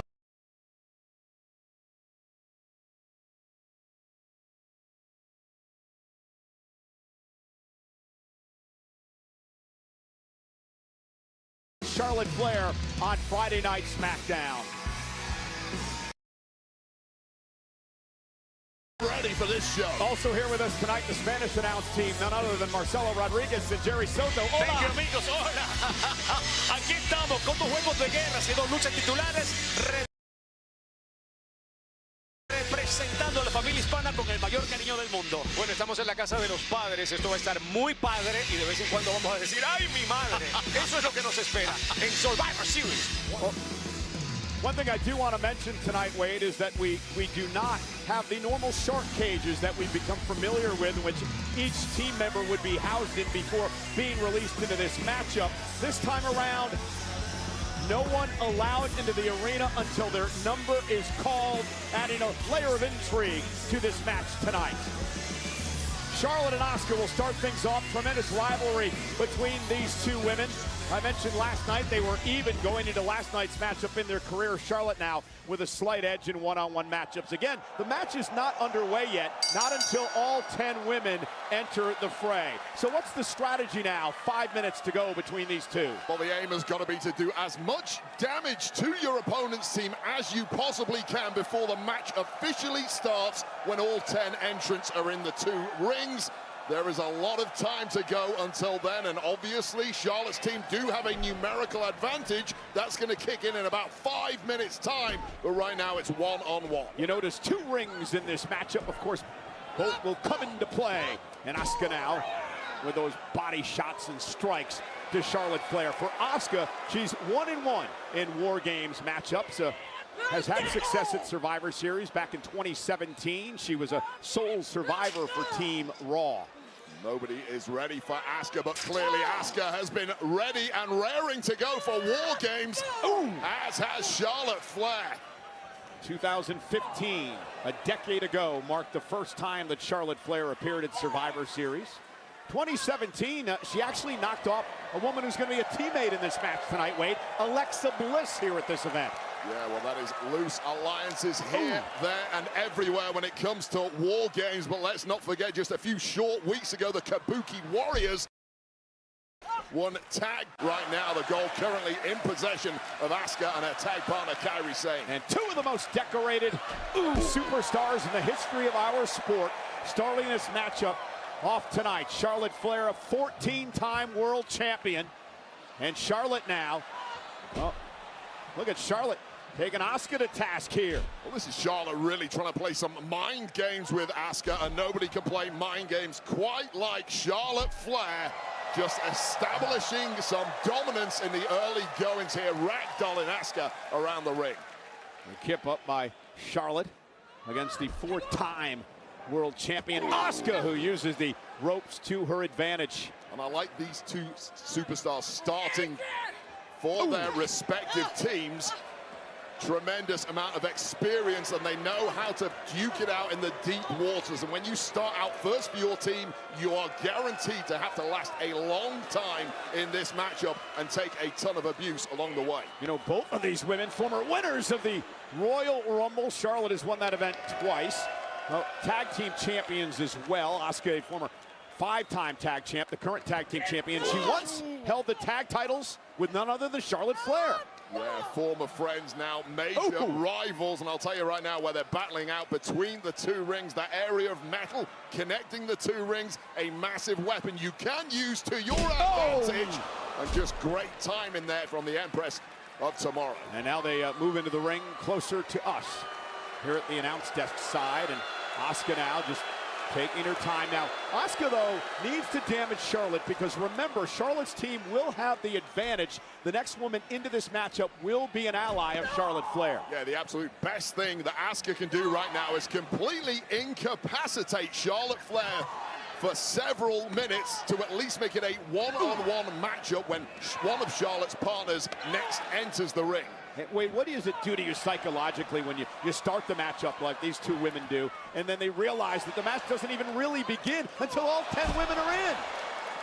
It is a feeling of dread that will wash over your soul, knowing that increasingly fresher superstars are going to start entering the fray and throwing offense in your direction. And remember, Charlotte Flair wasn't going to go for a pin there. There's no pins, there's no submissions at this point in the match. We're merely at the violence and abuse stage of the match before the bell really even rings. Yeah, these two longtime rivals, Asuka and Charlotte Flair. Strike after strike. Asuka now taking control of Charlotte.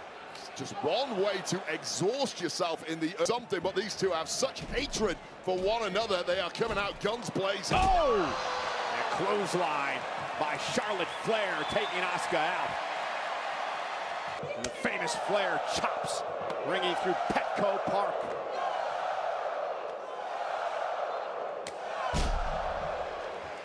Charlotte with a big knockdown of Asuka.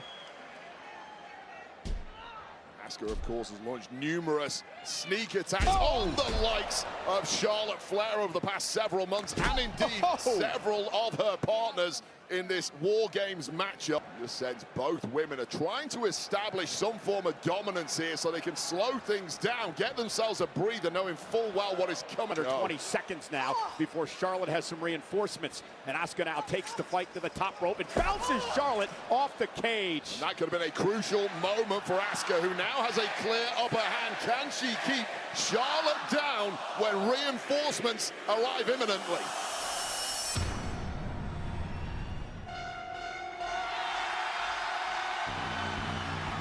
And it will be Io Sky who will join Charlotte Flair inside the War Games matchup. And this is interesting, Wade. Of course, Io Sky and Asuka, longtime friends, former tag team partners in Japan, have turned into bitter enemies as of late. And Io Sky gonna go toe-to-toe with Asuka. Yeah, and I think you raise a really good point there. I think traditionally, you would expect Charlotte Flair's tag partner, Alexa Bliss, to be the next entrant, and they can have some tag team cohesion against Asuka. The garbage can lid. The first weapon introduced into this matchup. 3 minutes to go until Asuka will have some help out. Team. And Asuka able to block. Took a beat too long. You cannot do that against Asuka, despite the fact that Asuka has been going 5 minutes of beatdown already in this match. And now Io wowing the WWE fans, taking Asuka out of the knee, and now Io Sky. And I stand by this, and I say it every time she's in the ring, Wade. I believe pound for pound, the best wrestler on the planet today. Certainly the highest risk superstar in the entire women's division. Oh! Just starting to come to after she went face first into the cage moments ago. Back. Yeah, indeed. Right to the temple, just KOing Charlotte. Oh, slip by Io. Yeah, but what recovery from Io Sky, slipping on that top rope and still managing to stick some offense. Indeed, going from rope to rope. Got caught up a bit, but still able to capitalize. Just effortless athleticism from the genius of the Sky. Part of why she is so damn good. And now Io into the corner. A little bullet train attack with the aid of that lid. Delivered to the face of Asuka. Io Sky, the former two-time world champion. Let's take a look at. And now Asuka sent outside the ring. She avoided the cage. And Io now continues the assault on Asuka. Just so much. The Kabuki Warriors, led by Asuka. Either choose Rhea Ripley or us. You cannot choose both. Io chose Ripley. Good damage sustained on that man. When you're done with it, you're never going to be the same. Your career is never going to be the same. You'll never forget the moments in this type of match. Physically, mentally, and Asuka's in a real... The man has come around! Time world champion Becky Lynch, who is 2-0 in War Games. But now with Becky Lynch on that topic during the countdown show today, she's a bit delusional. It's only delusional if you can't back it up. And Becky Lynch has consistently throughout her career backed every word she's said up. Yeah, no, you know, Becky Lynch, who's been out of control on social media as of late, attacking just about anyone who doesn't agree with her. And now taking the fight. The correct name is Insufferable Io, and I got that off Becky Lynch's Twitter account. Yeah, she called me misleading Michael, and misinformation, Michael. I think we will crown you, but I'm Wonderful Wade here to counterbalance your nonsense.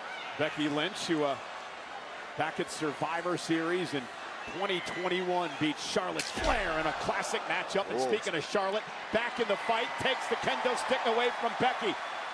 That would be Charlatan Flair, in the words of Becky Lynch. Two of the original 4 horsewomen who really started, or I should say completed, what would be the women's evolution here in WWE a decade ago. So many great rivalries, including, of course, to Mac issue. So many great rivalries, including, of course, to Mac issue at WrestlePalooza against AJ Lee alongside her husband, CM Punk. That's just how effective it has been keeping Io Sky down, keeping Charlotte Flair down. But now, until all 10 women are in the match. Just goes to show you how effective tag team chemistry can be in this kind of matchup. Multiple bodies, multiple threats. You put your tag team on a little position. Yeah, speaking of softening up, as you see Charlotte and Alexa unload, Io Sky trying to drag her way back into this matchup. Io has been taken out for a number of minutes now, but Io back into the fight. Just nailing those Shote uppercuts, and now 3-on-2 really starts to take hold. Can survive. What made it clear I'm out. And Asuka.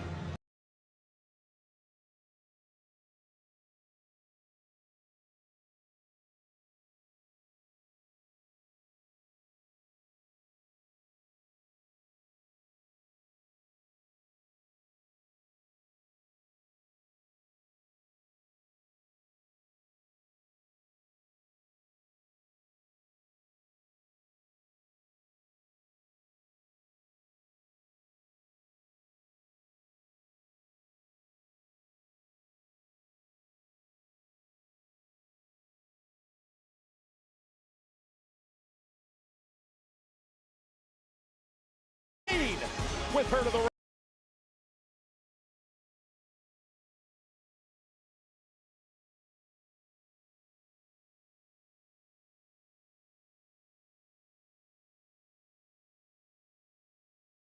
wrapping her fist and forearm and into the corner to Alexa Bliss, and that'll shatter your face. Nice move by Kairi Sane, of course, the other half of the tag champs alongside Asuka. And these are the two women she took gold from. Meanwhile, Io Sky in control of Asuka. Becky still down. Kairi Sane still taking the fight to Charlotte. Playing a torturous hold to Charlotte Flair, slowly exhausting Charlotte Flair. Chain wrap fist, and that chain has made a major difference in this match. Those are the smarts of Kairi Sane, was not sprinting. She knew she had the advantage.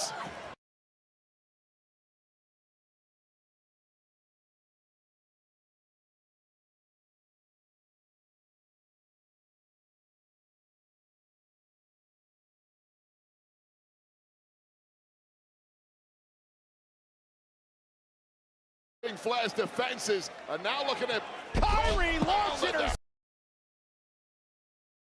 Is now looking like dominance, and with neutral numbers, they've dropped the 3 on the other team. I would not want to be competitor 4, who's coming out imminently, having to step into this mess. What an incredible sight here tonight at Petco Park. Beautiful stadium, home of the Padres here in San Diego. Beautiful, cool.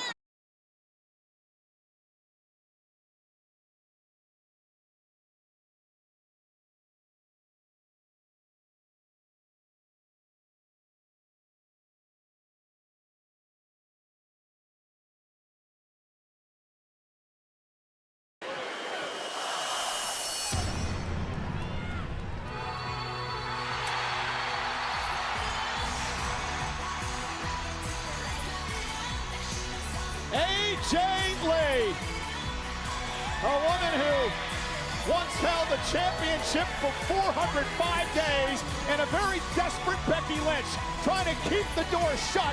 So AJ Lee, who cost her the Intercontinental title, who cost her a match at WrestlePalooza, doesn't want AJ in this match. Becky Lynch wants to maintain the neutral numbers in there. It's 3-on-3. AJ Lee's entrance will ruin that. That is why the door is being kept shut. But AJ Lee has other ideas. Yeah, scaling the cage like Spider-Man. AJ Lee heading up top. Press with that attitude. Using the cage as a weapon, a shining wizard by AJ Lee, which is one of her trademark moves. Like a knee right to the nose there of Becky Lynch, a nose that has been plastered across her face. And Kairi now from behind. And now walking the plank is Kairi Sane. Everyone's down here except for Kairi. The walk of the plank, or is that mocking AJ Lee's little skip maneuver? That might come back to bite you if you're not careful, Kairi Sane. Perhaps a combination of both. As AJ. This may be interesting. Yeah, Asuka and AJ Lee. Two women I don't think have ever locked up before, but this is what you call one of those dream matches, Michael Cole. Yeah, Asuka and AJ Lee. Missed each other by just a few months here in WWE. Oh, and Becky from behind. Asuka doing a great job with the distraction. And now the 3-on-1 attack on AJ Lee. Just been a mugging in there of AJ Lee. And how smart has it been of Becky and the Kabuki Warriors to neutralize? Yeah, Charlotte gets back in the mix. Io Sky as well. Things will be even again at 4 apiece here in a matter of moments. You can just tell exhaustion really is starting to kick in now. Test of your endurance, test of your will to... This match just changed. The irresistible force, Nia Jax, as you could possibly imagine, possesses zero physical weaknesses at all. Get ready for carnage. Yeah, earlier this month, Nia Jax beat Charlotte Flair in a match on SmackDown. The two-time world champion was a sole survivor when she eliminated Asuka at Survivor Series back in 2018. And now she looks to dominate yet again. Well, Nia Jax now being exacerbated by that cage. The aforementioned Lash legend will join this matchup in just a bit. Now he attack tried to use some momentum, simply not enough against the powerful Nia Jax. And now just mocking. She may be going up top to launch an aerial assault on her opponents here. Into Ida. It's not a normal cage match, of course. No escapes. And now Io Sky climbing to the top. Nia Jax gonna drag Io down. Io in trouble up there. Nia Jax now. Oh, just planting Sky. Women have to team up to stop Nia Jax. The problem is all of the opponents are completely laid out, and this is just turning into a walk in the park for Nia Jax. And Nia Jax, Becky Lynch, Asuka, Kairi Sane, all on their feet. Charlotte's team is down. Nia Jax, like she needs another weapon. Now is a steel chain in hand. Hey, this is War Games. Things can change in an instant. If you've got an opportunity to take an advantage, even if you are Nia Jax and you've been blessed with every advantage, you take it. And now Asuka and company just wearing down their opponents. And remember, the match has not yet officially started. 2 more women to enter, Rhea and Lash. We're getting dangerously close to all 10 women being in there. Just 2 entrants left. We're tied at 4 on 4. Dominance they've managed. And Alexa's team will have the advantage in 15 seconds. Miracle, but all apart. The game is about to change inside a War Game. And not only is that a mask, Wade, but it's also protective for Rhea Ripley, who missed a month of action with a broken nose as she delivers the trash can to the face of Nia Jax. Who may well have a broken nose of her own after that impact. And Becky Lynch, once again, wide-eyed and terrified. We talked about Nia Jax changing the complexion of this matchup. Rhea Ripley does the same. Meet fire with fire. Meet fire with fire. And that is the stuff that nightmares are made of. The best of Rhea Ripley's homeland of Australia. Yeah, the best of Rhea Ripley's homeland of Australia. Yeah, who knows what would have happened to Io Sky over the past couple of months if it wasn't for Rhea Ripley. And now Io.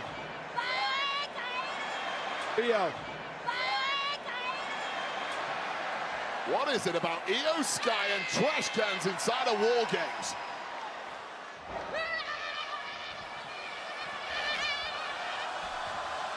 How about that? How about that? Crushing the trash can. Well, you're supposed to be exhausted at this point of the match, but Io Sky just built a little different. Alexa Bliss with that tornado DDT to Nia Jax. And we're going to be 5 on 5. The match is going to officially begin unless... Fresh woman about to make her way down.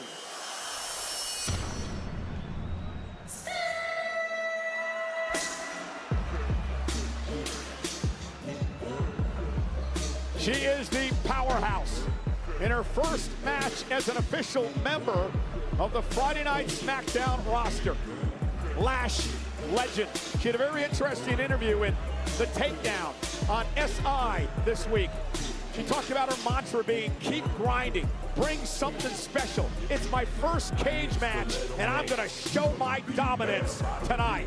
Former WNBA star to the woman. I've watched her career from the very beginning in this industry in NXT. And from day one, you just knew this woman was destined to be something very, very special. Long-legged Lash legend, the Bougie Bully has arrived. Go on, get it, girl. You deserve it.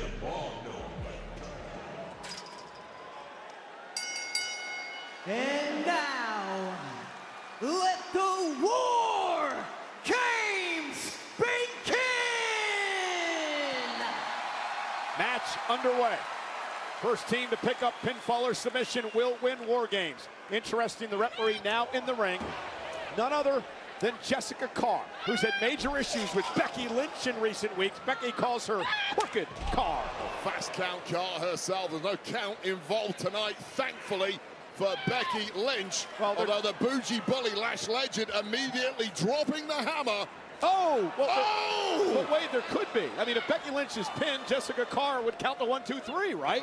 Well, it was a count out that was the major issue with Jessica Carr, but we may not get that far because Lash legend may be about to end this thing. And look at Lash now, just ragdolling Alexa Bliss along the way. Oh, just an intolerable amount of power to this woman. Yeah, former D1 basketball star, played in the WNBA, and now showing off her power here in WWE with a choke slam to Charlotte. I'll tell you right now, so many people thought with the lack of resume for Lash legend, she would be the weak link. Smallest resume, biggest weapon inside War Games.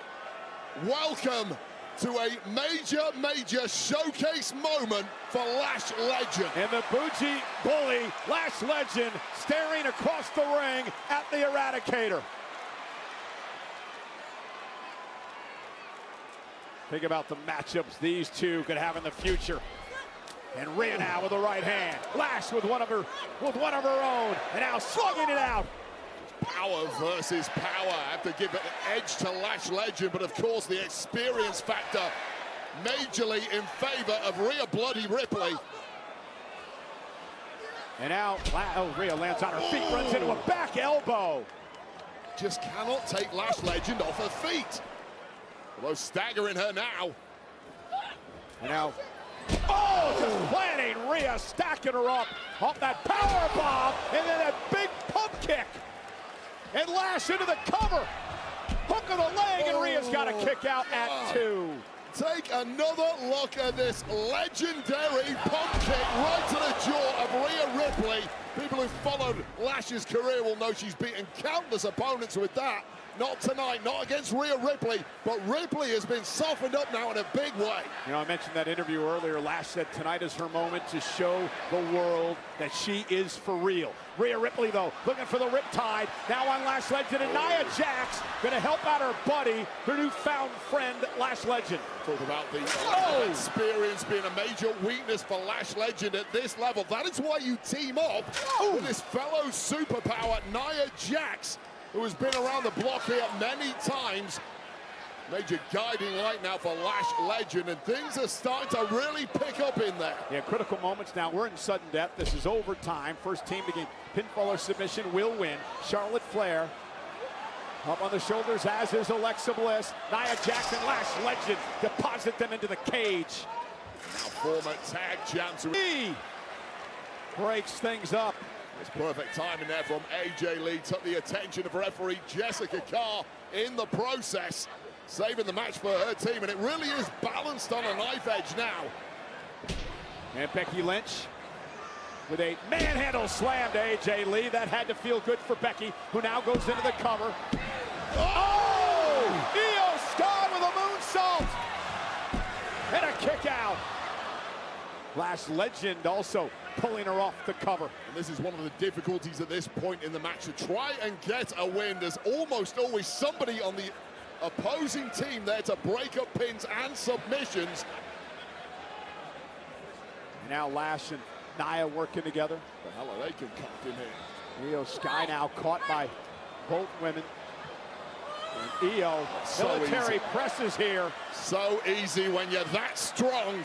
And now sending Io into her teammates. A game of high-risk bowls going on here.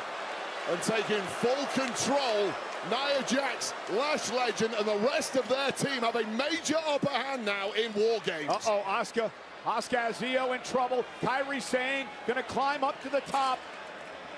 Kairi Sane, top rope. This could do it in this matchup.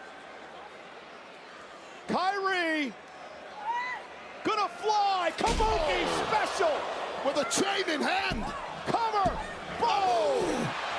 Rhea Ripley saving the match. I mean, that was game over right there. If Rhea Ripley hadn't found the timing and enough left in the tank, take another look at this Kabuki special. What a shot with that check. Becky's team surrounding Rhea Ripley, who's back to her knees. Rhea in deep, deep trouble in a 5-on-1 situation. Street beat down, about to meet Rhea Ripley, and now Ripley's scrambling for her life, but it's not an oh!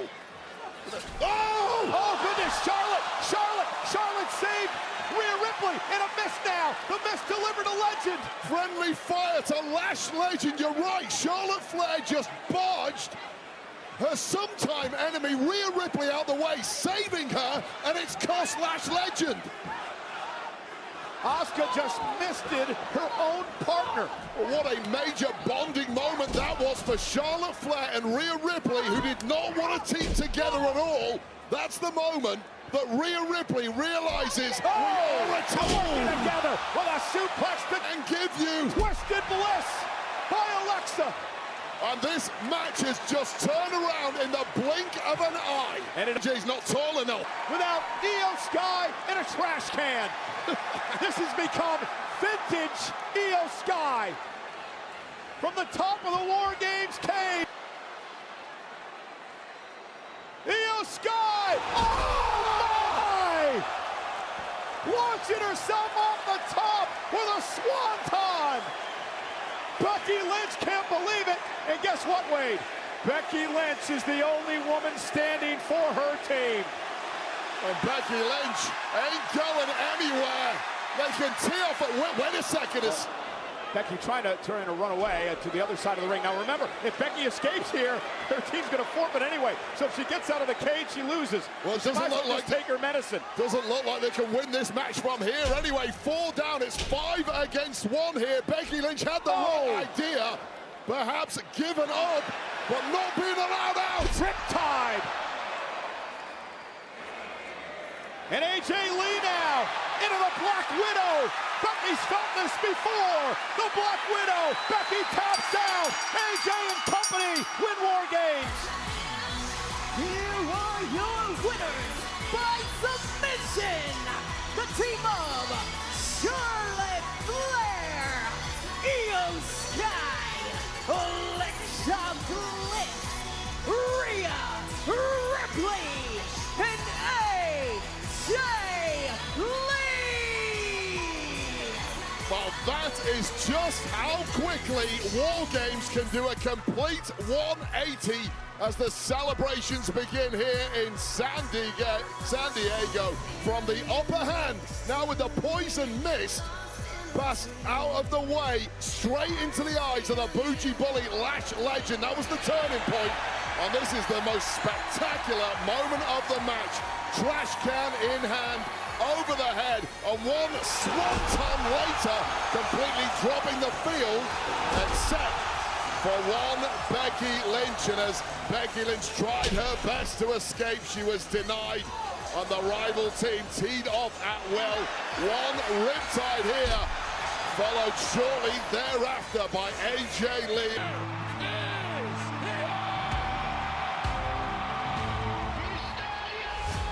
Nobody wants to beat Dominic Mysterio for the Intercontinental Championship.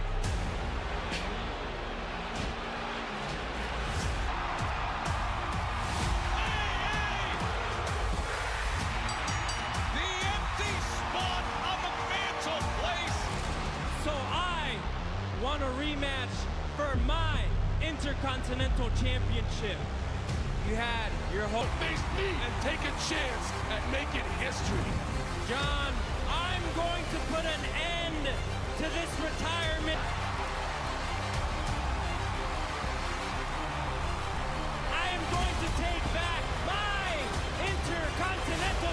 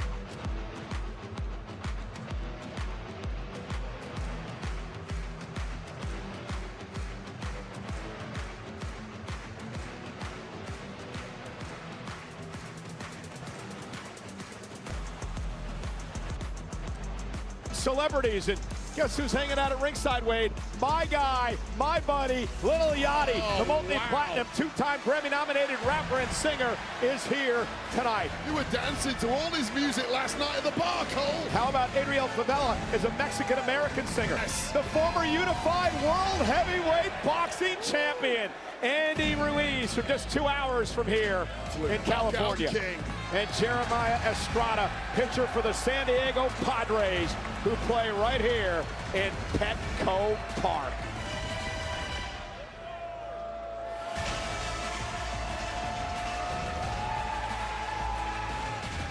For the Survivor Series War Games post-show, the great Joe Test and Company will break down Survivor Series tonight, immediately following.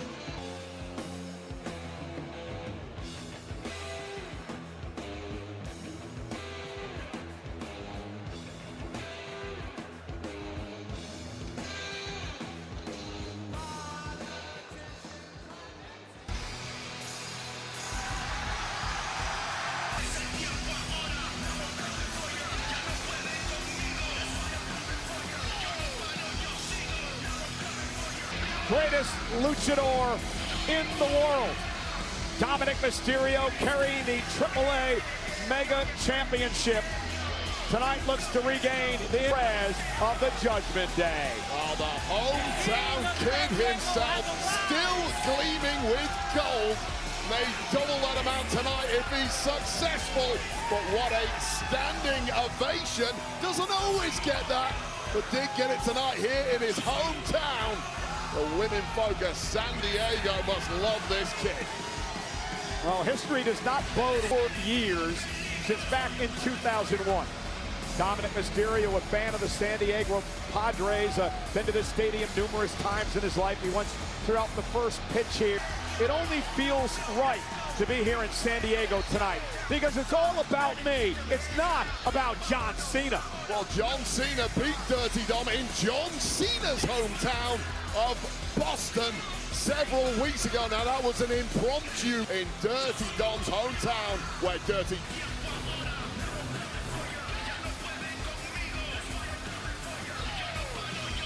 A huge revenge around the world after tonight.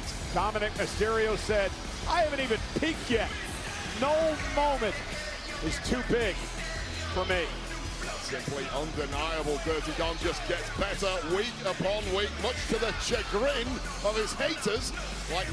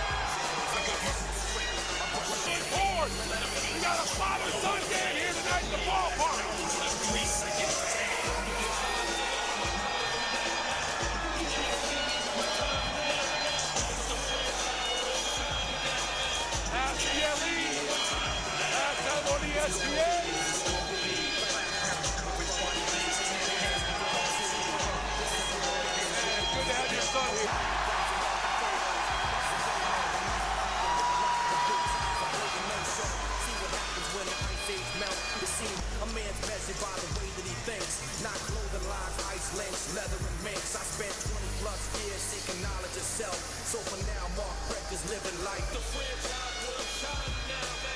You can't see me, but time is done.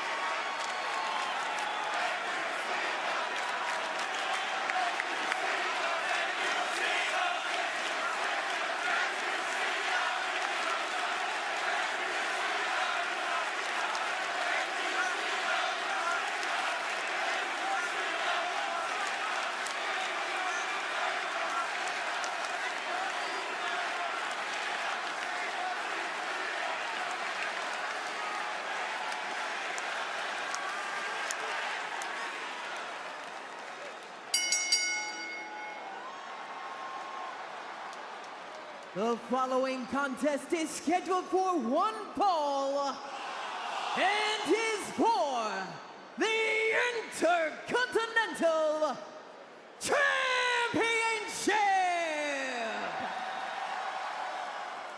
Introducing first, the challenger, representing the Judgment Day, from San Diego, California, weighing in at 200 pounds, he is the Triple A Mega Champion, Dirty Dominic Mysterio!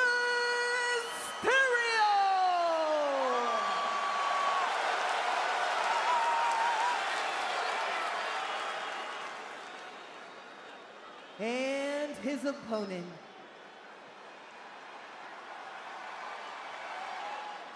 he is the greatest, celebrating with each and every one of you here tonight in San Diego, one champion, John Cena!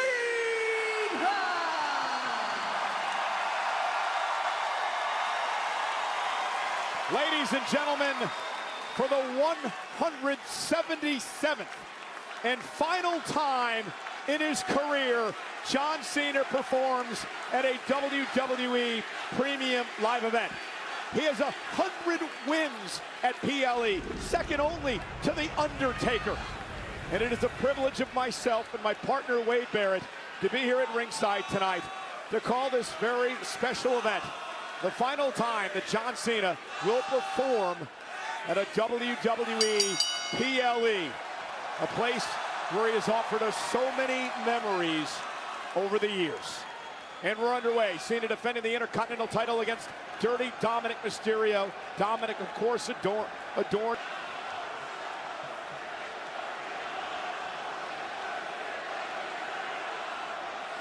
And Wade, it's going to be interesting to see how Dominic Mysterio responds. I mean, it's been an emotional week for him, performing here in his hometown of San Diego. And in a moment where the crowd is firmly behind Cena. Well, I'll tell you right now, Dirty Dom has been highly agitated ever since losing the gold to John Cena a couple of weeks ago back on Raw in Boston. It was an impromptu match, and Dirty Dom historically has been at his best when he's able to game plan, to concoct a devious methodology to steer himself to victory, like we just saw there, Roxanne Perez affecting the proceedings from the outside while Dom took the referee's attention. And also outside Roxanne Perez. Now, here's the question I have for you, Wade. I thought Dirty Dom and the Judgment Day were on the outs, except I guess they've mended fences the last few weeks. Yeah, absolutely. Smooth things over. I think the Judgment Day have had, as you mentioned, several issues over the past 4 or 5 months. They finally seem to have got things harmonious again in the clubhouse, and we've seen the Judgment Day use the numbers game to their advantage, and that's where they're at the best. That's where they've had all their success. So it makes sense that Dirty Dom has got a couple of power women on the outside in Roxanne and Raquel. John Cena, the greatest of all time, at an event that has seen the debut of many all-time greats. 1990 at Survivor Series, The Undertaker, who has 13 wins at this event, the most of all time as Cena fights back. The Rock. Oh, and look at Dominic, a straight right. Well, I think it was a poke to the eye more than anything. I'm not quite sure the referee saw that, perhaps he did. And now Raquel Rodriguez trying to win the championship. Hook to the leg and a kick out. Well, right now it's every dirty trick in the book from Dirty Dom. It's the ever-expanding timing. And now Dominic wishes was his father rather than the deadbeat himself. Ray looking to deliver out by Cena. How important was it for John Cena, Wade, back in Boston, his hometown, to finally win the one championship that has eluded him in his great career? I don't even know if that was really the aim for John Cena. Of course, he became a Grand Slam champ. It was kind of astounding he'd never won the Intercontinental Championship before that. But I get the idea that John really just wanted to embarrass Dirty Dom. And he did that, but these are now the consequences for doing so. We're going to get into this later on tonight, but of course 2 weeks from tonight, Saturday night's main event, the final match of John Cena's career. The question is, who will face him in that match? Semifinals of the Last Time Is Now tournament this Monday on Raw. As all the decibel on the... Yeah, but he's got some bodyguards out here, Roxanne and Raquel, and Dominic now, again, sneaking behind the women and taking out Cena here at ring. Spotlight week upon week. There's no doubt. I mean, I don't agree with a lot of what Dominic Mysterio does. Don't agree with the arrogance in his actions. He thought maybe in his corner tonight. Is he going to allow this crowd cheering for Cena to be a problem for him? Well, it's an absolute insult to Dirty Dom that they're not. Cena off the ring and now bounced off the announce table. Dom's got to be...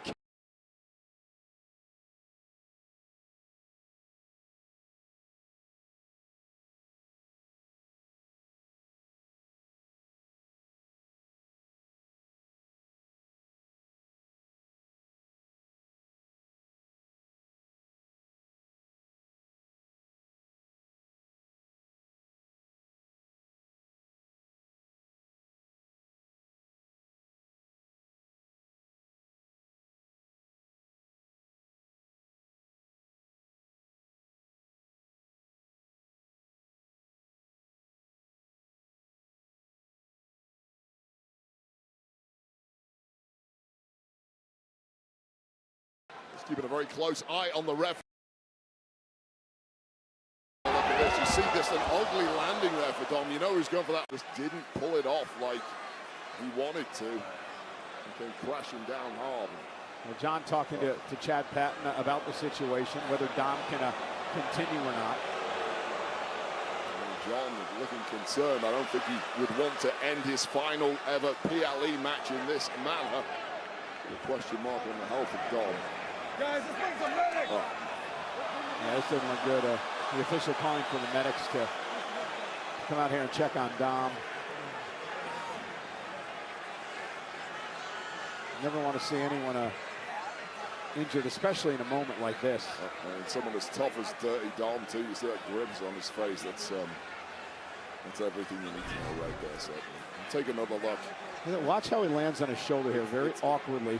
Right there. Yeah, you can see. Just came crashing. I thought it was neck or... Wait. Back in the ring. Raquel Rodriguez with a Tejano bomb to John Cena. And now Roxanne Perez, the medical team is over there working on Dominic. And Roxanne with pop rocks to Cena. Well, it looks like Dirty Dom is down and out, but the beatdown of John Cena is going to take place regardless. Yeah, look at this. Dominic Mysterio playing possum. Oh, my God. Mysterio playing possum. Brilliant. 619. Oh, what a way to do it, Dom. Mysterio going for the win. Mysterio going for the win with the frog splash on Cena. The cover for the title. That was a referee to count the pin, you idiot. Official Chad Patton upset over the feigned injury by Dominic Mysterio, and he's letting Mysterio have it. What an idiot. You got one job, Chad Patton, that's count the damn pin. Now Roxanne and Raquel. I mean, this match should be over. We should have a new Intercontinental Wait a minute, Raquel and Roxanne should be sent back to the locker room, and that's what's going to happen. Good move by Chad Patton. How in the world could you award Dominic a victory there after that garbage? A little chicanery never hurt anybody. That is the nature of the game. John Cena's been around the block chicanery enough times. He should have known this was coming. You don't drop your guard until the bell rings. John Cena dropped his guard and got everything he deserved, including the 619 on this perfect splash. And that right there is where the cheating Chad Patton came into play. Listen, Wade, calm down. You've had an issue with John Cena since Survivor Series back in 2010. Was the special ref for your match with Randy Orton, and in your mind, cost you that matchup. It's not about me right now. This is about Dirty Dom, who's being cheated out of this match by Chad Patton and John Cena. Well, disgusting. I just think Chad Patton evened the playing field for John Cena, who now has Dom where he wants him.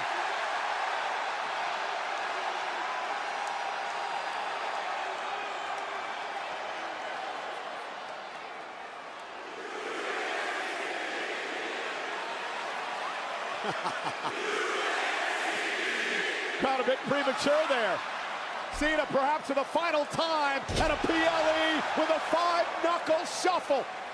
And it's downhill from here for Dirty Dom. Oh, maybe it's not. But for the attitude adjustment, Dom rolls him up, shoulders down. John able to kick out, and out trapping, center of the ring, looking for the STFU. The STFU on Dom. Oh, what a humiliation in your hometown to tap out to this move, and I've done it myself. I know how badly this hurts. Get to the rope, Dom, he does it. Mysterio makes it to the bottom rope to force the break. Cena not going to give up there, though. Going to try to drag Dominic back to the middle of the ring. What a tug of war this is, clinging on for dear life as Dirty Dom is now going not again. into the boots. More garbage being pulled by Dominic as he unzips his boot. John Cena, though. And nice. Making him pay. Dominic Mysterio. Another wise move by Dirty Dom. Hits the 619 again. Dom, who is bootless on his left foot, going to deliver a fraud splash to Cena. Cover for the championship. John kicks out.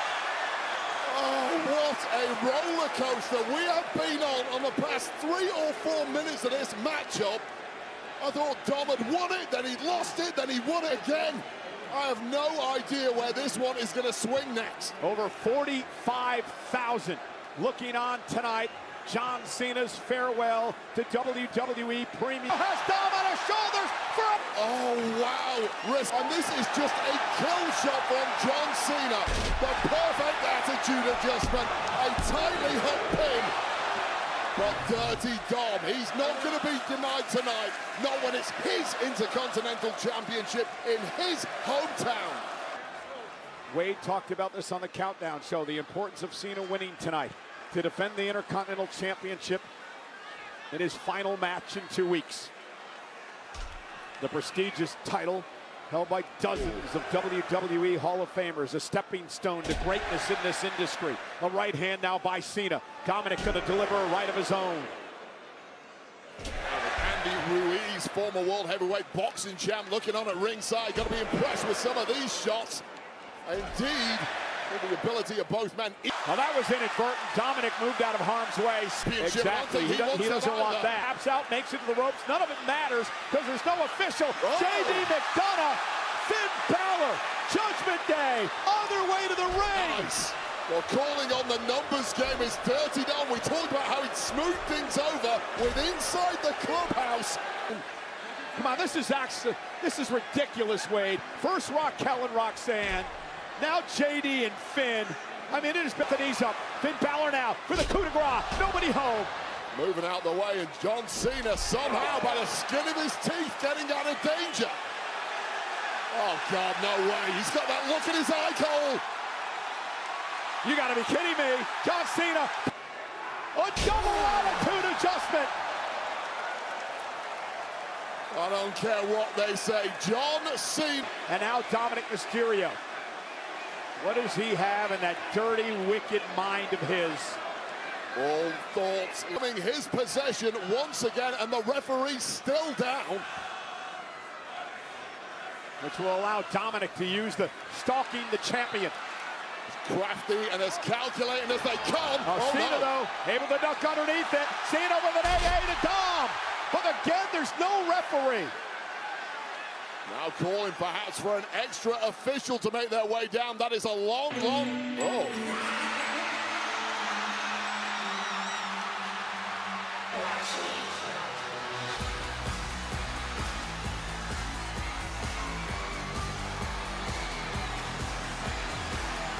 Holy...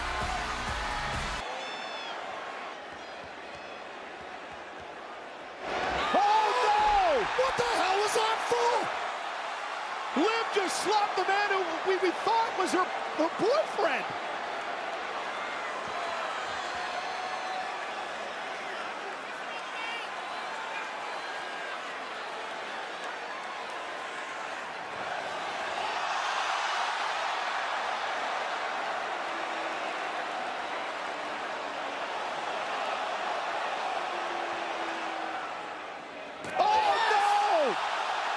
It's a trick! It's a ruse! Romeo and Juliet are back!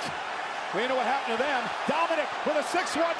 Championship off the face by Morgan. Dirty Dom up to the top rope with a fraud splash. The cover. There's no official. Liv's going to try to get Chad Patton back into the ring, and he does. She does. Cover. Chad counts. Down. And new Intercontinental Champion, 30, Dominic Mysterio. Take the gold and get the girl. Life does not get any better than that, Dirty Dom. Dirty Dominic Mysterio, Continental Championship. But no matter how you cut this, Wade, for Dirty Dom, it is the biggest win of his career. You can say that again, and here's how we got there. This was John Cena looking his very best until inadvertently colliding with the referee, and then all hell broke loose.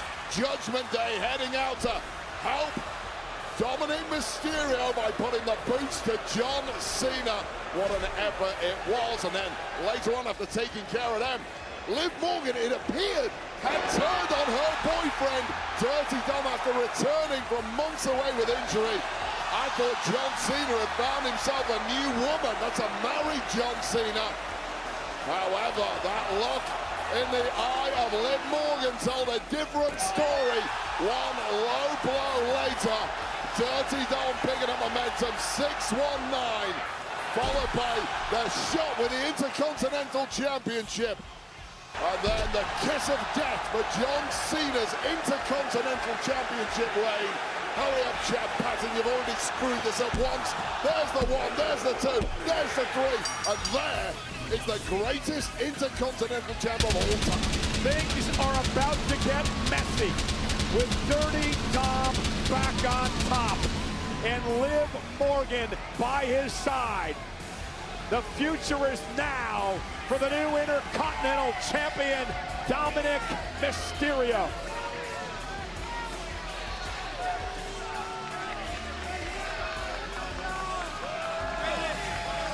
Mysterio of all time. Two-time.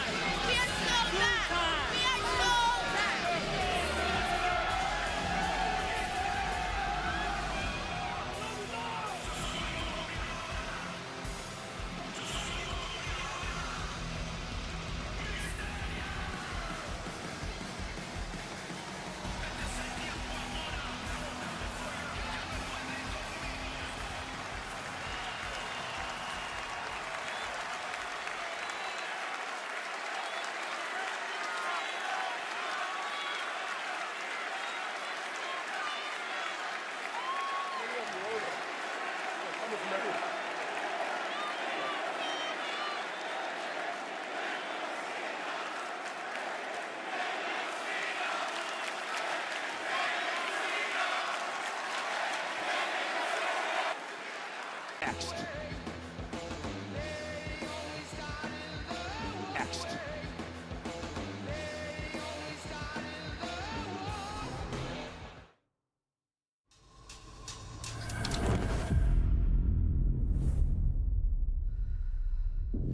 In Vegas, everything's a game. Some nights, it's played without cards or dice. Just tension. Every move measured, every look, a strategy sharpened. Always watching your back.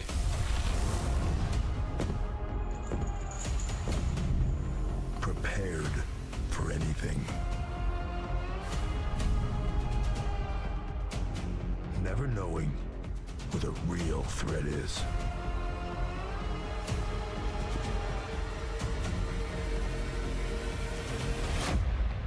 Or who might show up at the table.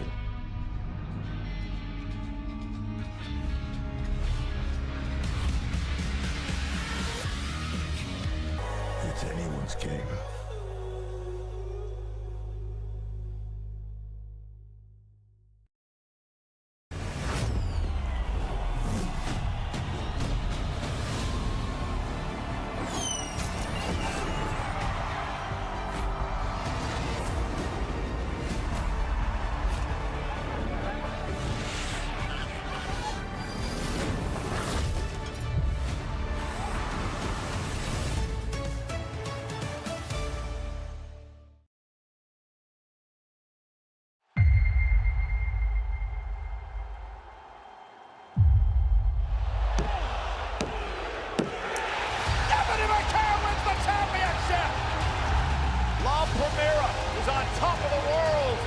Women's World Champion.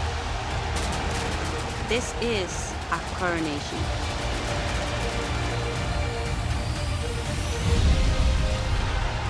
Enfrentaré cada batalla con honor y respeto, pero en cada una demostraré por qué yo soy la mejor del mundo.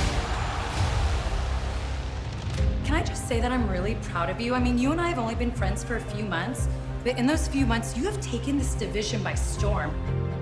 You know, as champion, everything changes. That puts a big target on your back. Bonita, you have my back, I have yours. The hardest thing in the world to find are real friends. So Kerr is very lucky she's formed this friendship. Kerr is very lucky she's formed this friendship with Nikki Bella. With Nikki Bella.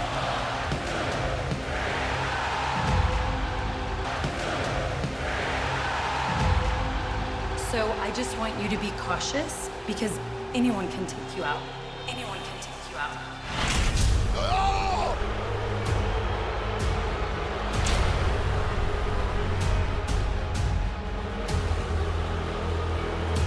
I didn't come back to cheer on the sidelines.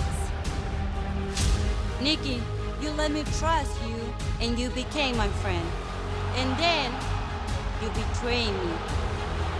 And I definitely didn't come back to be your sidekinder. I came back to take back what's mine, and that's this division. Comprende, mama?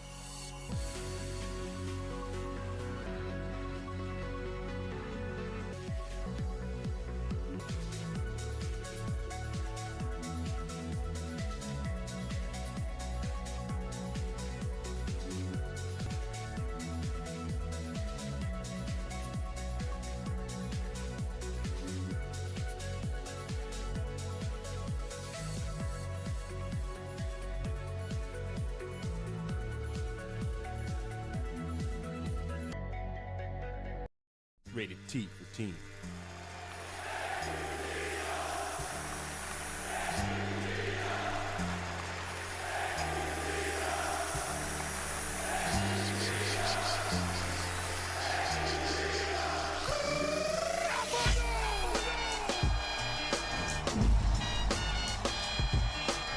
Your time is up, my time is now.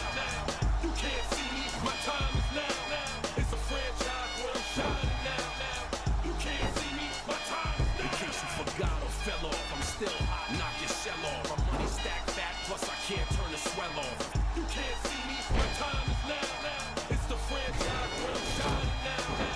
You can't see me, my time is now.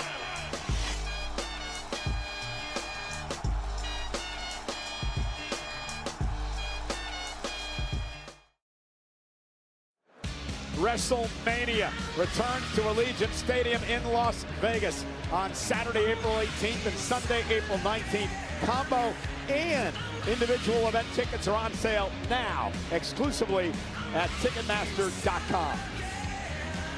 You know, Wade, people my age remember when these first came out back in 1984. The LJN Superstar figures, they are back, starring the legendary Hulk Hogan. Now, Graves blew this. He was trying to get Logan to do a moonsault. What do you think? Well, Corey Graves, I hope you're watching. This is a little window into what may... Oh, my goodness. No, Corey Graves, and you can't do that, can you? In LA and Dallas, revolutionize how you experience live WWE and sports action at Cosm. When you're in the Dome, you're completely immersed. Feels like... And you know what you're listening to, Wade? It is War Pigs, an official theme song for Survivor Series. Please consider purchasing the Judas Priest and Ozzy Osbourne version of the song, as all profits from its sales will be donated to the Glenn Tipton Parkinson's Foundation and Cure Parkinson's.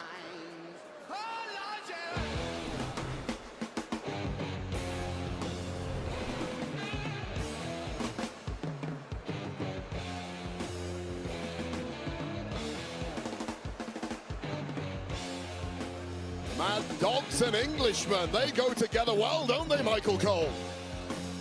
Well, they will do at the bar later tonight, I promise you that. Oh, it's Americans, too.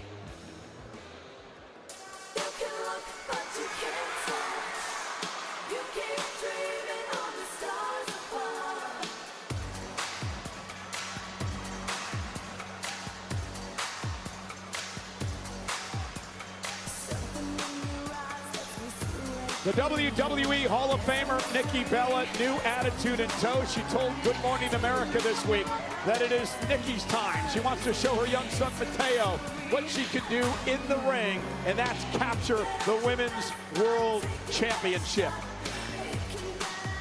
Now, Nikki Bella made a comeback to in-ring competition not so long ago, earlier this year. I personally thought there was a little something missing. I talked some smack about Nikki. It upset some people, including Nikki herself. But I thought Nikki was a shadow of the first time around when she completely dominated competition.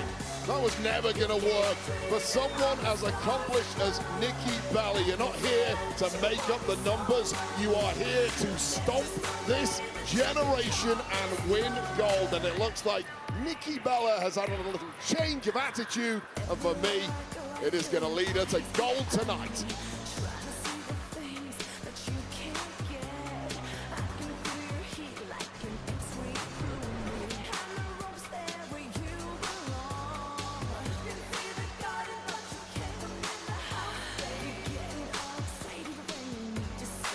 To re-establish her.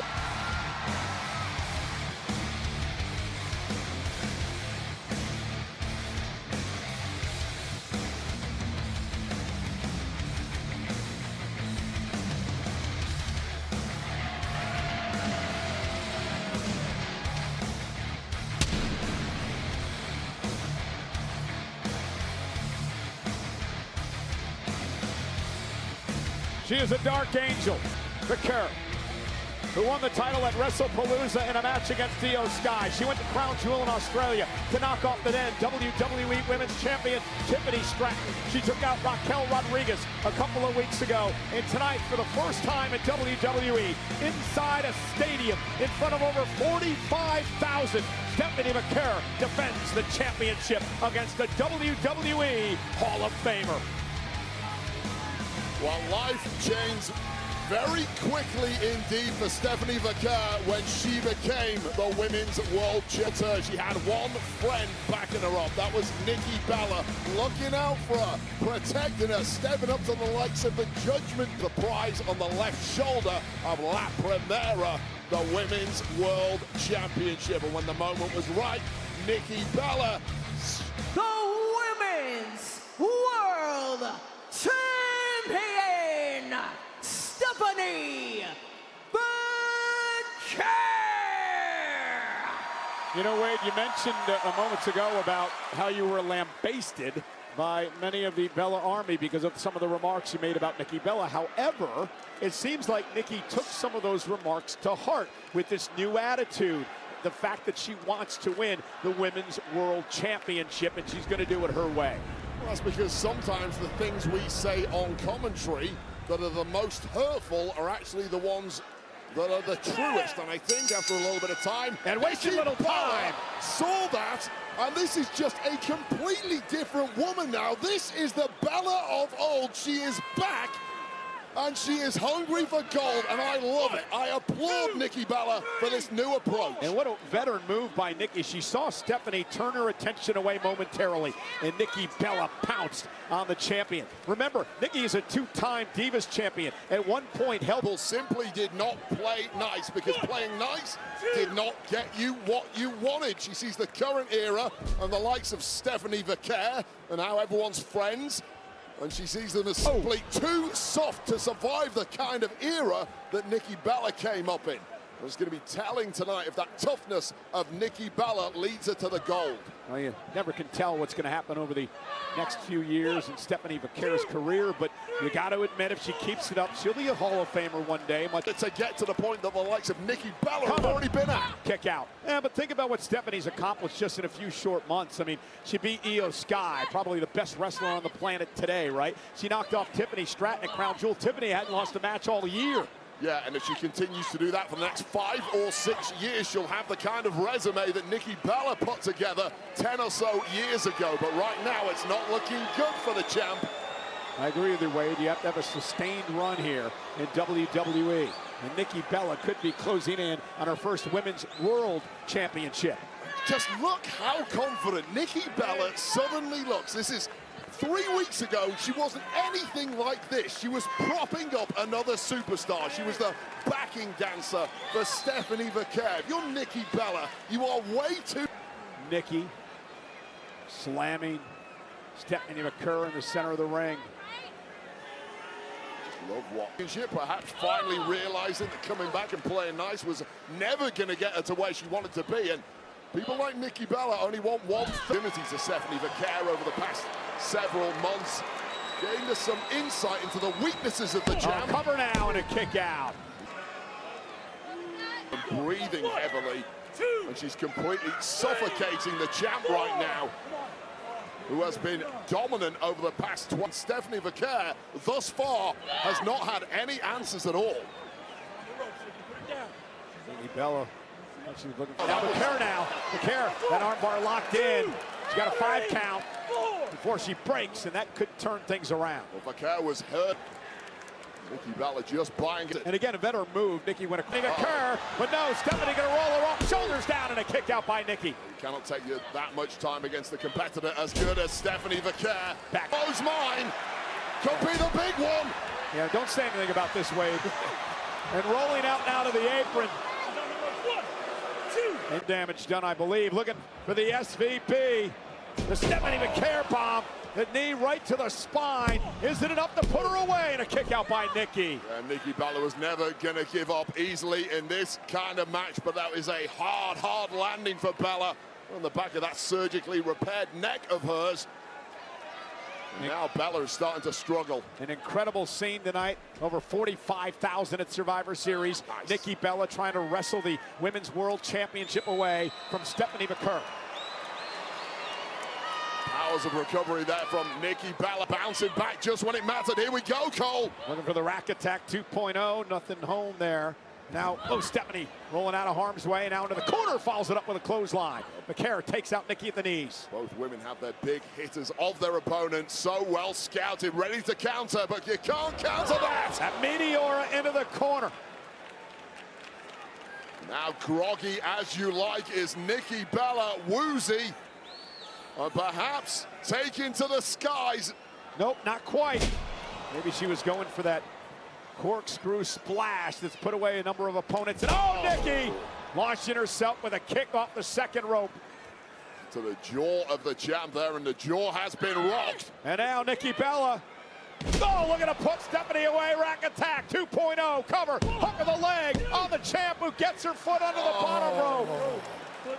Man, that is the one thing you cannot do when a pin is almost guaranteed. Nikki Bella, with all her experience, just making an error there on ring positioning. You can yell at the referee all you want, but Vaquer getting her foot to the bottom rope just in the nick of time to break that pin, but living dangerously now as the champ. Bella now with another forearm. Vaquer looks wiped out, but still bouncing back, and predict where this one's going. Dropping Nikki right here. Power struggle here, and Vaquer wins that power struggle. Oh, no! Knee right across the chest. Oh my God, referee, take a good look at Nikki Bella, please, because that was as nasty as they come. Driving the wind out of Nikki Bella, and now placing Nikki here on our announce desk. A little renovating while she's at it. You think from up here? You think she from here, Wade? Oh, there's no way. Oh, no, my goodness. Oh, God, that's a steel table. Oh, God. And the devil's kiss to Nikki Bella on the announce table.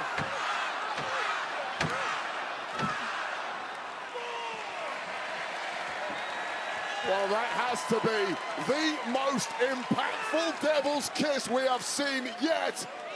But the count is rising, and can Vaquer get her opponent in the ring here and finish the job? Yeah, that was a unique devil's kiss that time. You got the best view in the house, Michael Cole. I'm not saying anything. And now back in the ring, a slap by Stephanie. Well, Bella's up, but Bella looks defenseless after that. A back suplex delivered by Vaquer. And now in the middle of the ring, Nikki in trouble again. And devil's kiss for the champion. I mean, Nikki Bella is looking like a beaten woman at this point. But can Vaquer finish the job and secure the gold in what would be yet another incredible defense? Stephanie, top rope. Corkscrew splash. Stephanie retains. Here is your winner, and still the Women's World Champion, Stephanie Vaquer. Well, that was an epic performance from the Hall of Famer, Nikki Bella, but it really all turned with that devil's kiss on our announce table, and Stephanie Vaquer simply did not look back. Another test passed by the champ.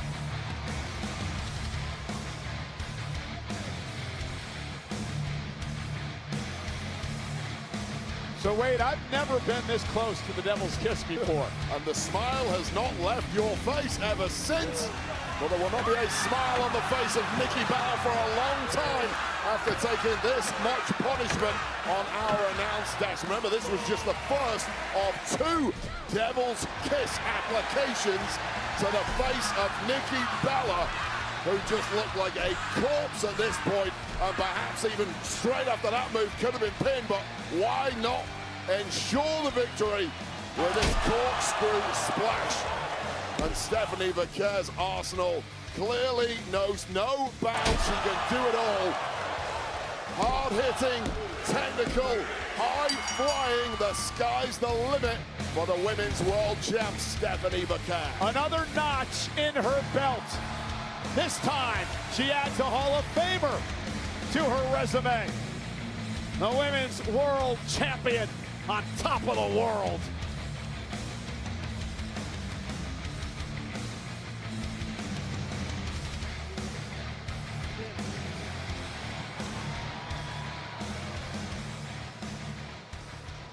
Hey man, are you okay? Is everything all right? He's mourning again. It's been non-stop lately. Yes, I'm grieving. Yeah, I should be grieving too. The tag team division is still done for. Without you two as the champs, he's been dead for a long time. But I'm also grieving the loss of your top position on the leaderboards on this Super Showdown on WWE Supercard. No! Check it out. That's it right there. Oh, come on, man. You know, this is funny to y'all? Yeah, it's a little bit funny. Man. Hey, no wonder you're on top. You're Grayson Wall and you're the Supercard available now.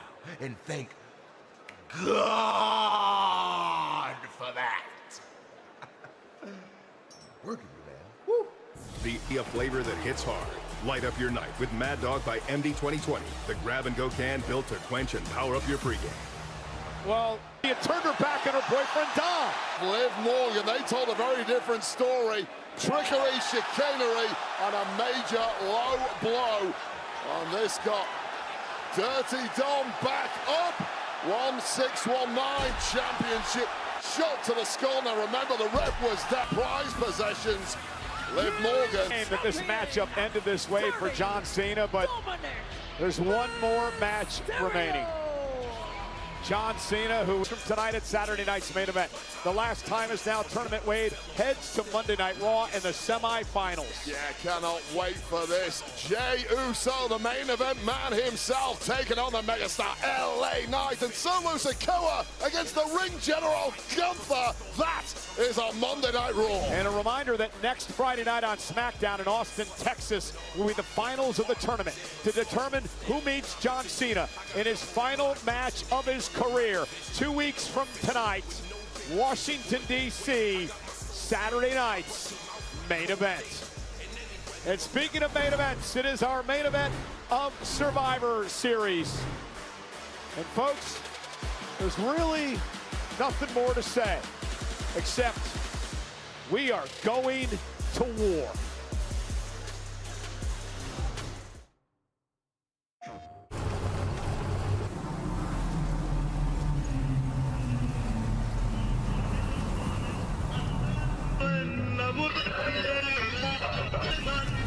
Chamarra de cuero, raya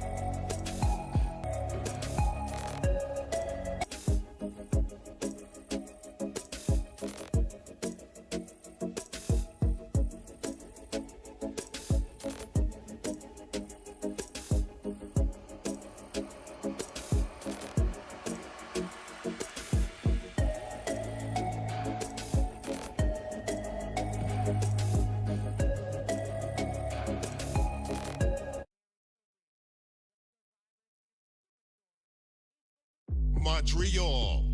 It's fight weekend. Feel the energy deep in my soul. I can't hold it back. I got to let it go. Friday Night SmackDown throws the first punch. You want it, you got it. Then, welcome to Saturday night's main event. Saturday night's main event goes for the knockout. Unbelievable! WWE hits back-to-back nights at the Bell Center.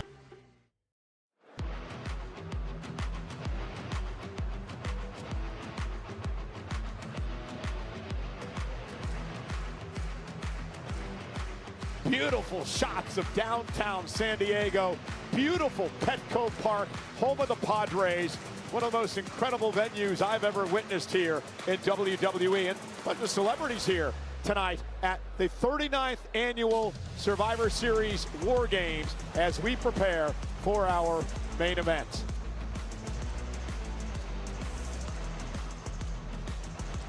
Here tonight at ringside, Gabriel Luna, an actor who stars in Devil in Disguise. John Wayne Gacy streaming now only on Peacock. Wonderful rendition of the national anthem as we kicked off the show tonight. Cassie B, San Diego native recording artist and a huge WWE fan. J.O.P., the lead singer and frontman of the regional Mexican band.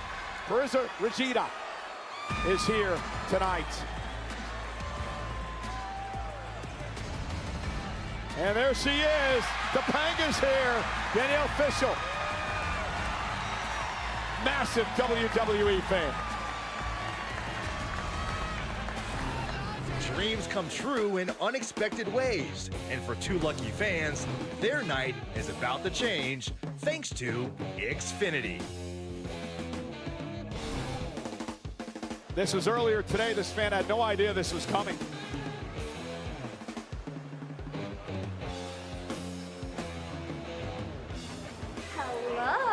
How are you guys doing today? How are you? Yeah, I'm good. Well, you guys are about to be doing even better because Xfinity wanted to guarantee that you guys have an amazing time tonight. So, on their behalf, your seats are upgraded. Are you kidding me? Yeah.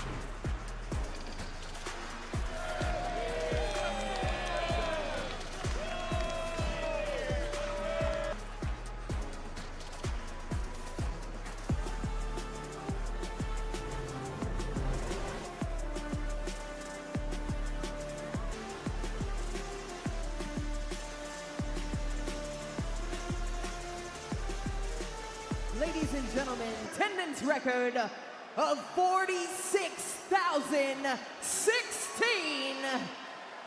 San Diego and WWE Universe, we thank you.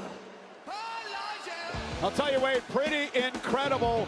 46,016 here tonight.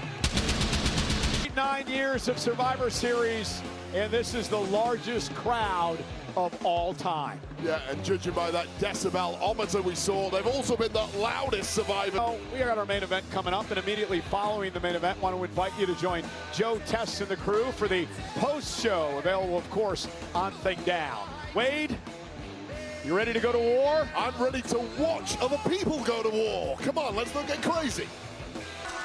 I got myself a team. All systems ready. You put my friends to the fire, which means I'm next. Through the flames. T-minus 10 seconds. I think Paul Heyman ate the vision. War Games!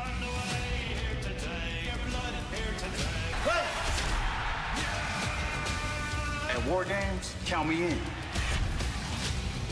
McIntyre is suspended! I am allowed to take any talent under WWE contract.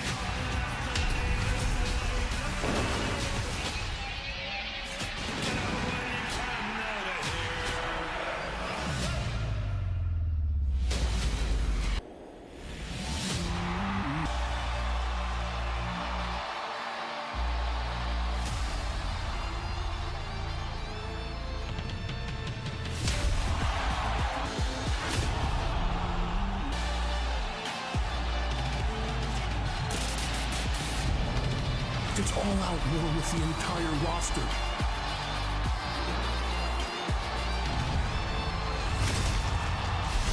One of the most star-studded War Games matches in history.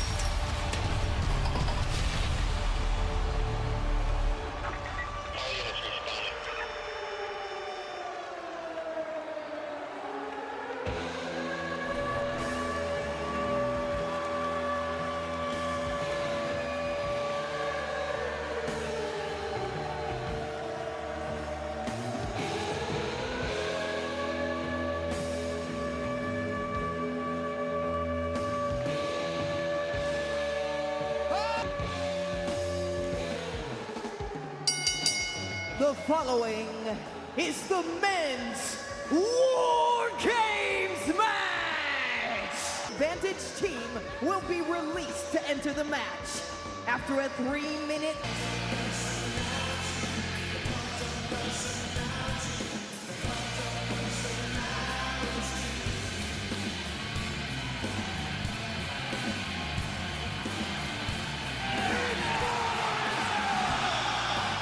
Introducing first, from Chicago, Illinois, weighing in at 218 pounds, he is the World Heavyweight Champion, CM Punk! It has been quite the historic past 2 years in Survivor Series for this man. Back in 2023, made his return to WWE after a decade. And then last year, remember Wade, he entered War Games for the first time in his career, doing a favor for Roman Reigns to help that match. Heavyweight champ leading the charge from the very front. And much like his wife earlier tonight. Kind of guy to do things the easy way, is he? CM Punk, who won the World Championship, which was vacated, of course, by the injury to Seth Rollins. He beat Jey Uso back in Saturday night's main event on the first day of this month. And he looks to culminate the month of November with a win inside War Games. A little window into the side team. Sounds of it that may well lead his team through to victory inside the War Games cage. We talked about Punk's history inside War Games. The night that the Shield, Roman Reigns, WWE at Survivor Series.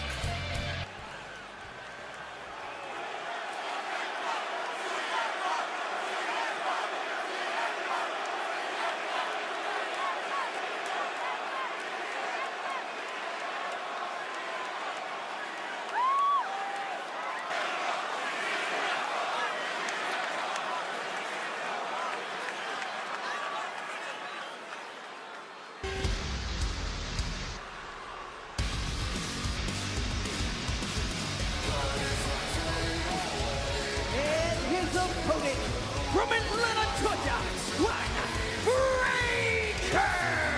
Who shocked the world the night that he turned on Seth Rollins and completely changed the landscape. Braun Breaker, a man who was going to kick viably, has youth on time kicking things off. And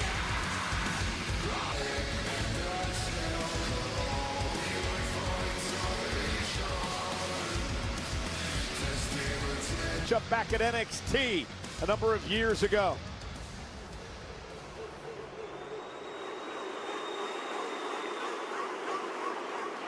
World champion, your main event WrestleMania performance. Now remember, Breakers through McIntyre and Logan Paul knocked off the Usos in the Advantage War Games matchup this past Monday on Raw. Nice takedown by Breaker. Just massive power from Breaker. There was no technique to that whatsoever, just sheer force, and CM Punk couldn't match it. You have to think quick here, CM Punk.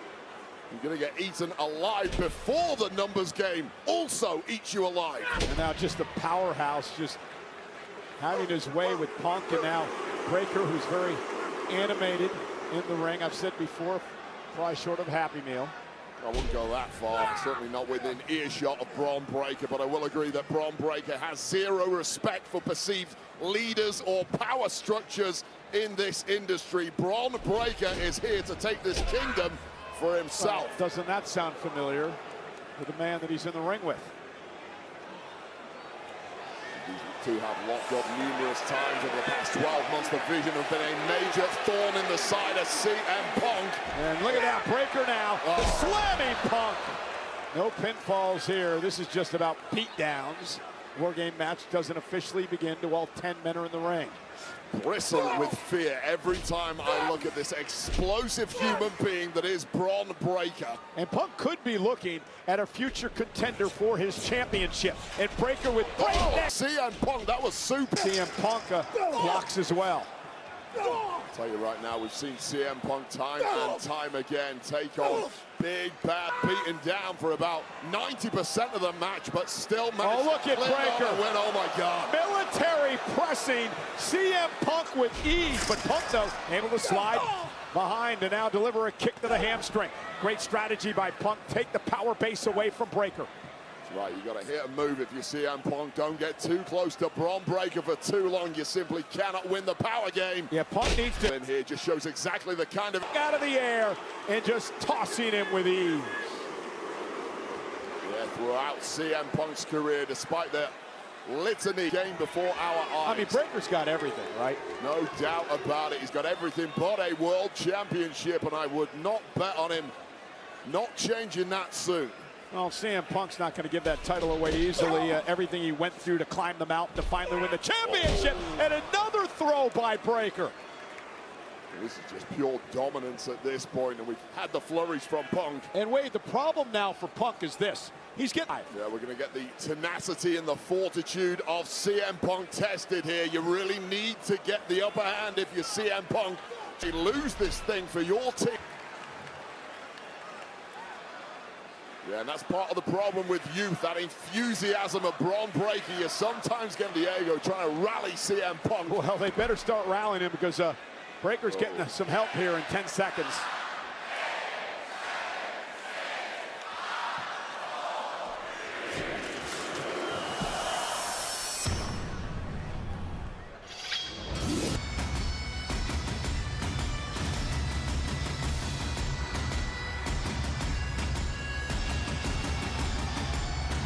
Hell in a Cell a couple of years ago, and McIntyre is marching into War Games here tonight in WWE, and now boring a hole into CM Punk, his 208 career over the past 2 or 3. Drew McIntyre and his championship aspirations. Cheated, sneaked, double-crossed McIntyre at Edgar on CM Punk, who just tries to... The second these two get the upper hand, there's no way back. McIntyre, listen, he's got no love lost for anybody out of the Vision or any Brock Lesnar or anybody else, Wade. This is all about getting his hands on everybody on Punk's team. This is all Drew McIntyre ever wanted. Oh, his eyeballs out. Now, there's complete hatred from these two after what they went through a number of years ago and how McIntyre made it so personal when it came to Punk and his wife and his Punk. Punk bounced off the cage and just collapses into a heap in the middle of the ring. Mindset of McIntyre just continues. Anyone you want to be locked inside war on the roster, and even though he's suspended, McIntyre is still part of the WWE roster. It pays to read contracts in this game, and Paul, in this kind of mood, is exactly the guy you want alongside your men in the Vision. And once again, go for the eyeballs of CM Punk. And all McIntyre has done is complained about everything that's happened to orders at Bron Breakker. McIntyre's the needs to be done. This is just smart work, smart cohesion by two men with a common enemy and a desire to survive this war. Skin of CM Punk now. He's going to put in a meat blender. Punk gets some help in less than 10 seconds.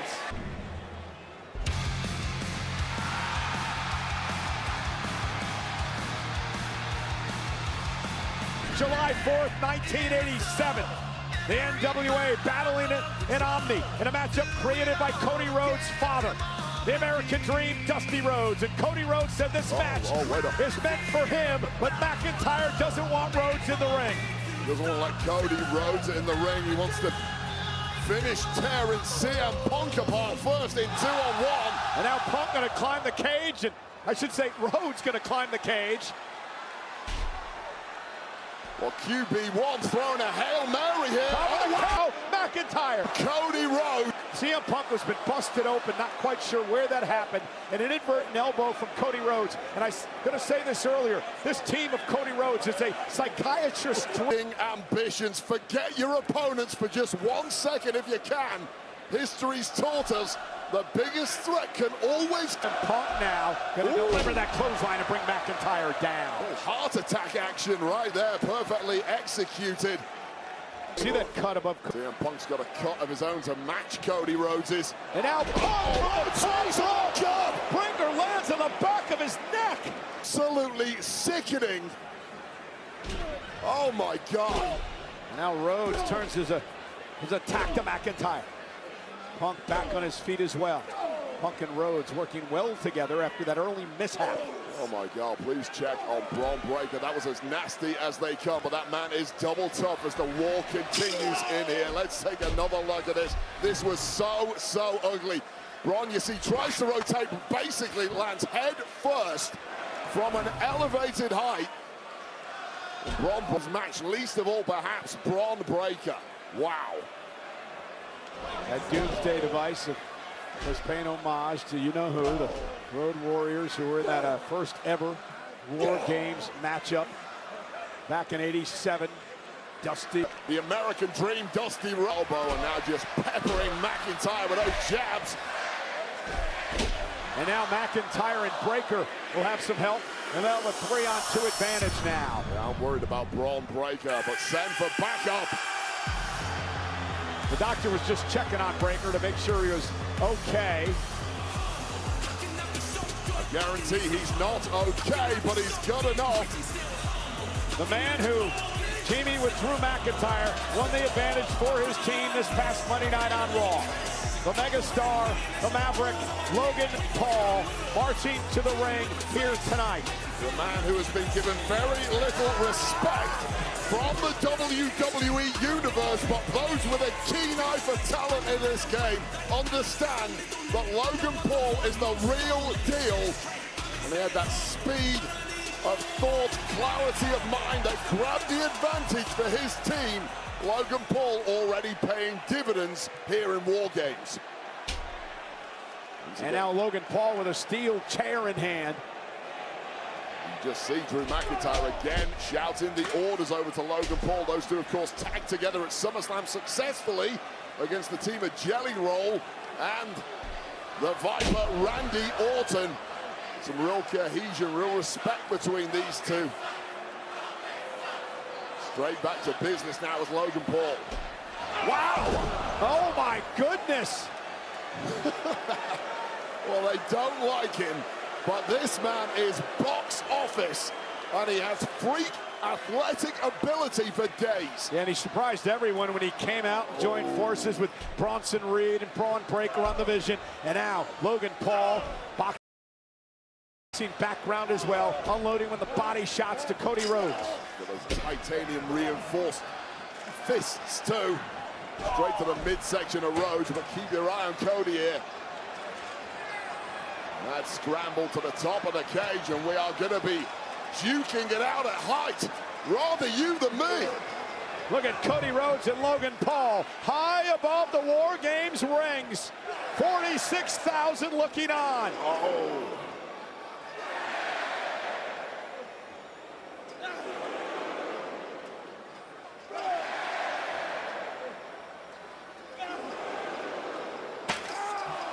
Oh, and Breakker with the steel chair. And did you hear Cody just let out a groan?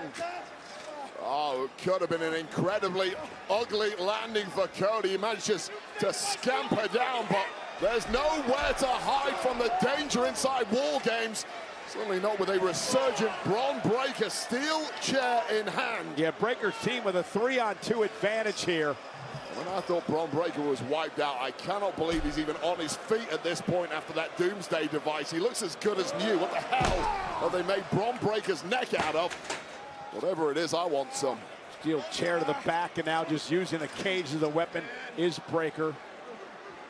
That Steiner mentality. I mean, this has just been a masterclass of using the numbers game to your advantage. You're talking about the fractures within the Punk and Cody Rhodes team, the egos.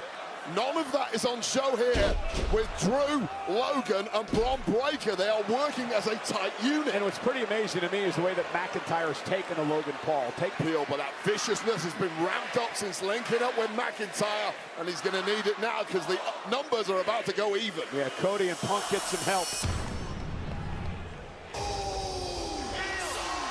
It's a fresh opponent lying in wait. Why on earth would you ever want to be a part of this?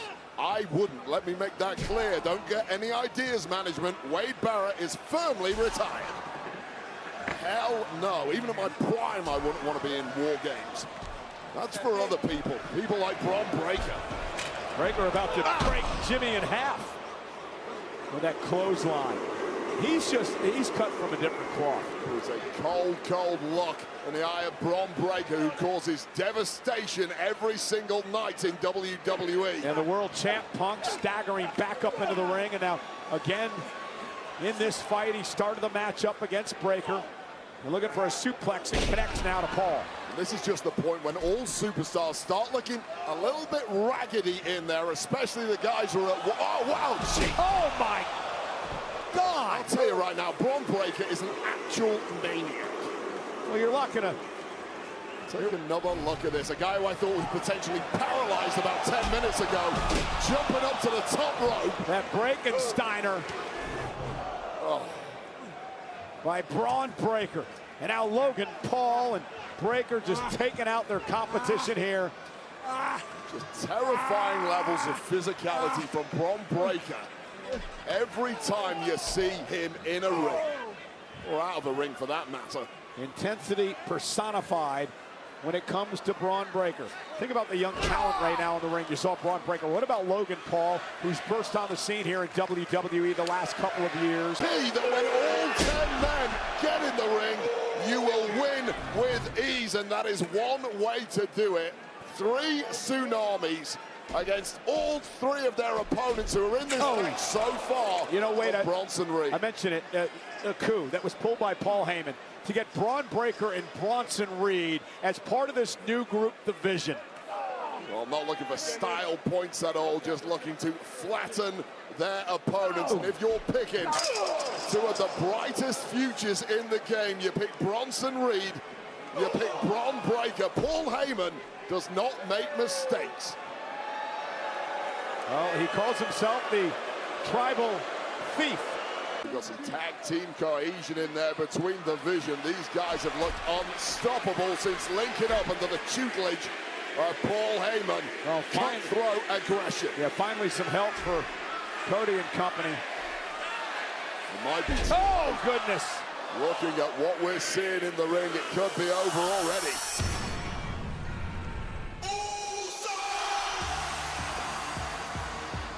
Main event, Jey Uso.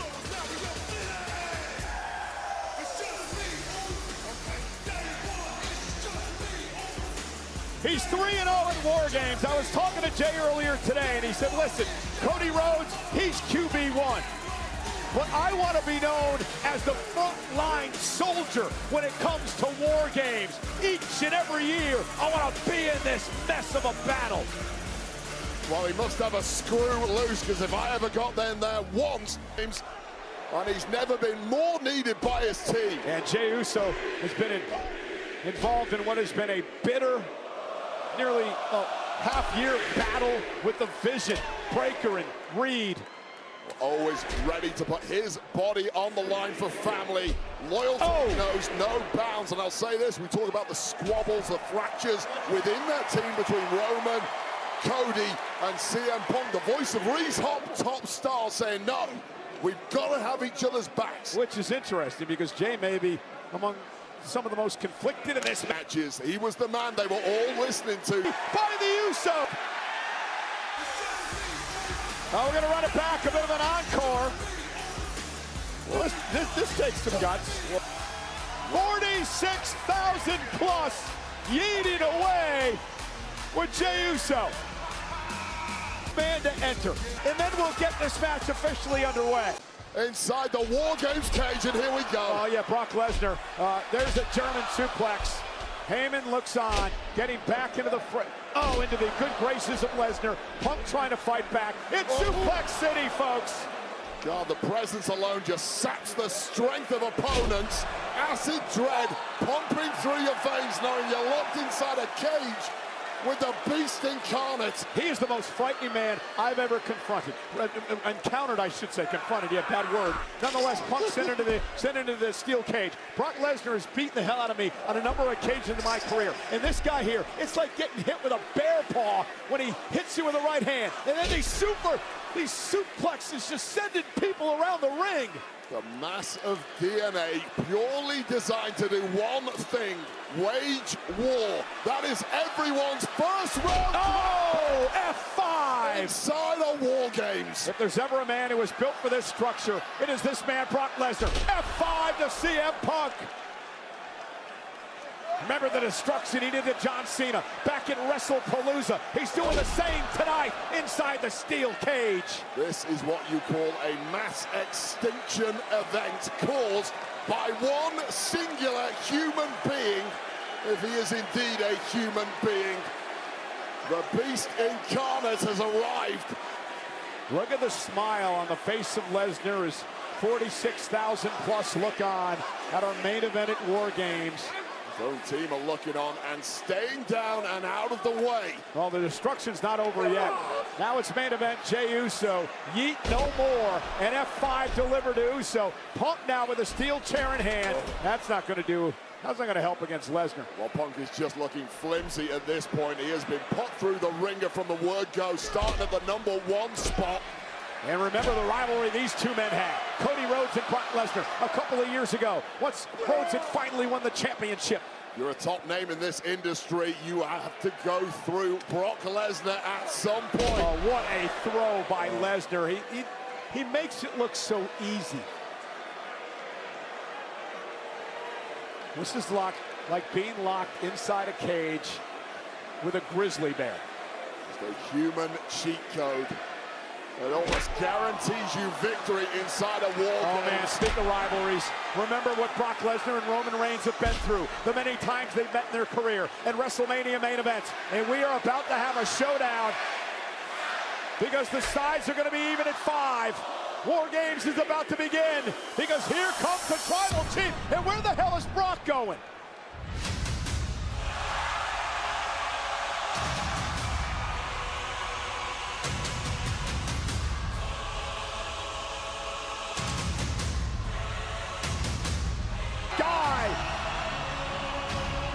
Undefeated in War Games, the 6-time world champion. Lesnar has just left the War Games structure. Well, remember, the match has not started yet. So Brock Lesnar, if he leaves the structure, it does not forfeit the match at all. Lesnar outside the cage. Here comes Reigns with a Superman punch, and the fight is on. Two absolute titans. Another Superman punch. Look. Roman now stalking Lesnar. Lesnar runs into a third Superman punch. Brock Lesnar now leaning on the Spanish announce table. Roman Reigns went for the Superman punch. Brock Lesnar caught Reigns. F5 table. Take another look at this. Roman Reigns landing on that table collapsing. Wait, Get back, goal. Wait, look at the size of this man. Oh, God. The size of Brock Lesnar. Stay vertical, let alone throw something back the way of the beast. I mean, the hatred between these two men is at such a different level than Wise Man Heyman has. WrestleMania earlier this year. Games! It may be the shortest War Games match in history. Brock Lesnar with Roman Reigns on his shoulders. Brock Lesnar with an F5. Oh, God, what a mess that was. Brock Lesnar wrecked shop. Hold on. Wait, GTS. Cody. Well, just breaking that up is the Maverick Logan Paul paying dividends for his team once again. Brock may have been a beaten man there. Stacking major. The patented brass nuts. Logan Paul's won so many matches with him over the years. It's his favorite weapon of war and no finer. And this is so smart. Don't pin the first man. Make sure everyone is down on your rival team. Out cold. Got it up. He's got titanium in that right hand. Now with the brass knuckles to a man that Logan Paul just took a little too long with that taunt. You can't do that against the god of this industry. Brass knuckles now on the hand of Roman Reigns. Bronson Reed, sidestep by Roman. Roman with a Superman punch with the knuckles. And Roman Reigns is What the McIntyre? Oh, the impact of a flying Scotsman right to the jaw. And now turning his attention.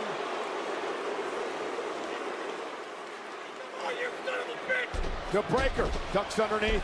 Spear by Reigns.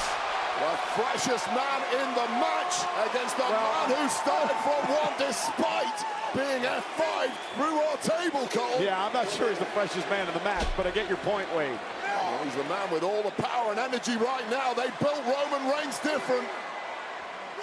His cousin Jay holding Brock Lesnar. Wait a minute. Brock Lesnar lifts Jay up onto his shoulder. Spear through the table. Brock's down. Roman's down. Jay's down. Body's barely Logan's down. Jimmy trying to get Roman back to his feet. Braun Breaker with a spear now to Jimmy Uso. God, your base instincts need to kick in here. It is kill. Spear by Breaker. God, what an impact Braun Breaker has had throughout this match. He just won't stay down. Delivered a low blow to Cody Rhodes. They come, but it's highly effective inside a war game. These are now desperate times for the likes of Cody, the Usos, CM Punk, and Roman Reigns. And now, with Breaker on his shoulders, went for the GTS. Logan Paul saving Breaker, missed with a big right hand. Punk now, with Paul up on his shoulders, going to sleep. Logan Paul, cover by Punk for the win.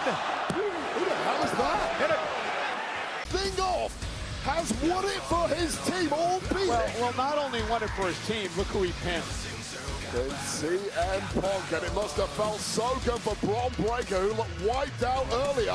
Breaker pinned the world champion. But here is a strange situation. I mean, this is the key part of the match. It's a mystery man who is doing all the signature moves of one Seth freaking Rollins. Now, I know for a fact Seth Rollins has just had labral surgery on his shoulder.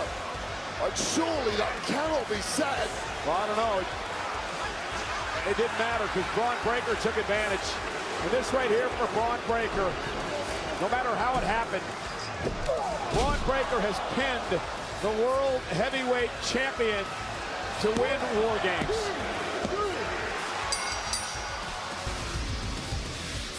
The legend of Braun Breaker just continues to grow, as he is the man who gets the dub for his team, and Paul Heyman must be thrilled with this unit. Well, I was going to say, let's talk about Paul Heyman for a moment. A couple of weeks ago on Friday Night SmackDown, Paul Heyman said, I will always be one step ahead in this game. And once again, Paul Heyman was one step ahead. Not sure if he knew that this mystery guy was going to climb into the ring, but knowing Paul Heyman, I guarantee you, he had something to do with it. 100%. The man does not make mistakes. The man has been at the top of this industry for 40 plus years now because he always backs the right horses. And he's not afraid to cut bait when you have served your purpose. And think about what Heyman's team, The Vision and Logan Paul and Drew McIntyre and Brock Lesnar have accomplished here tonight. The team that they knocked off in War Games, the 5 men in this matchup, Roman Reigns and company had never lost inside this steel structure. They dominated this event for the last few years, and tonight, the Vision and company put an end to that, and a more dominant group perhaps is rising here in WWE. 2 current world champions, the greatest tag team of all time, and a man in Roman Reigns who is an absolute god of our industry. That is a dream team on paper, and they were defeated tonight. Wow. Now, Roman Reigns, who last week said to both Punk and Rhodes, that title would look good on my shoulder.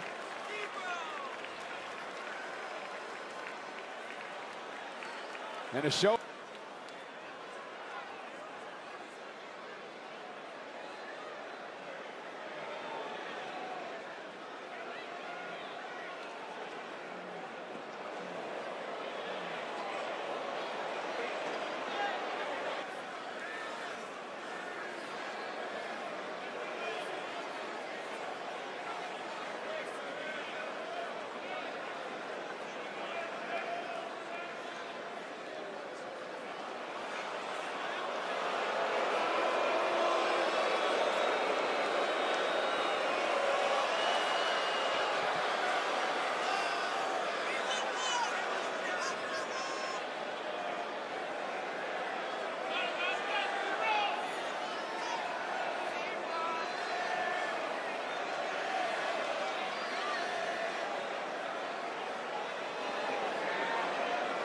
the last time we had the team?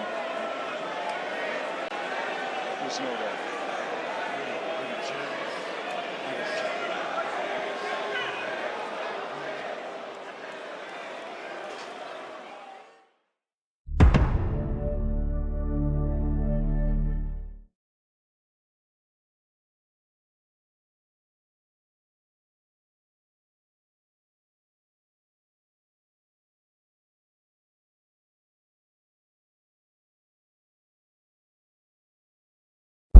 Shorty, my she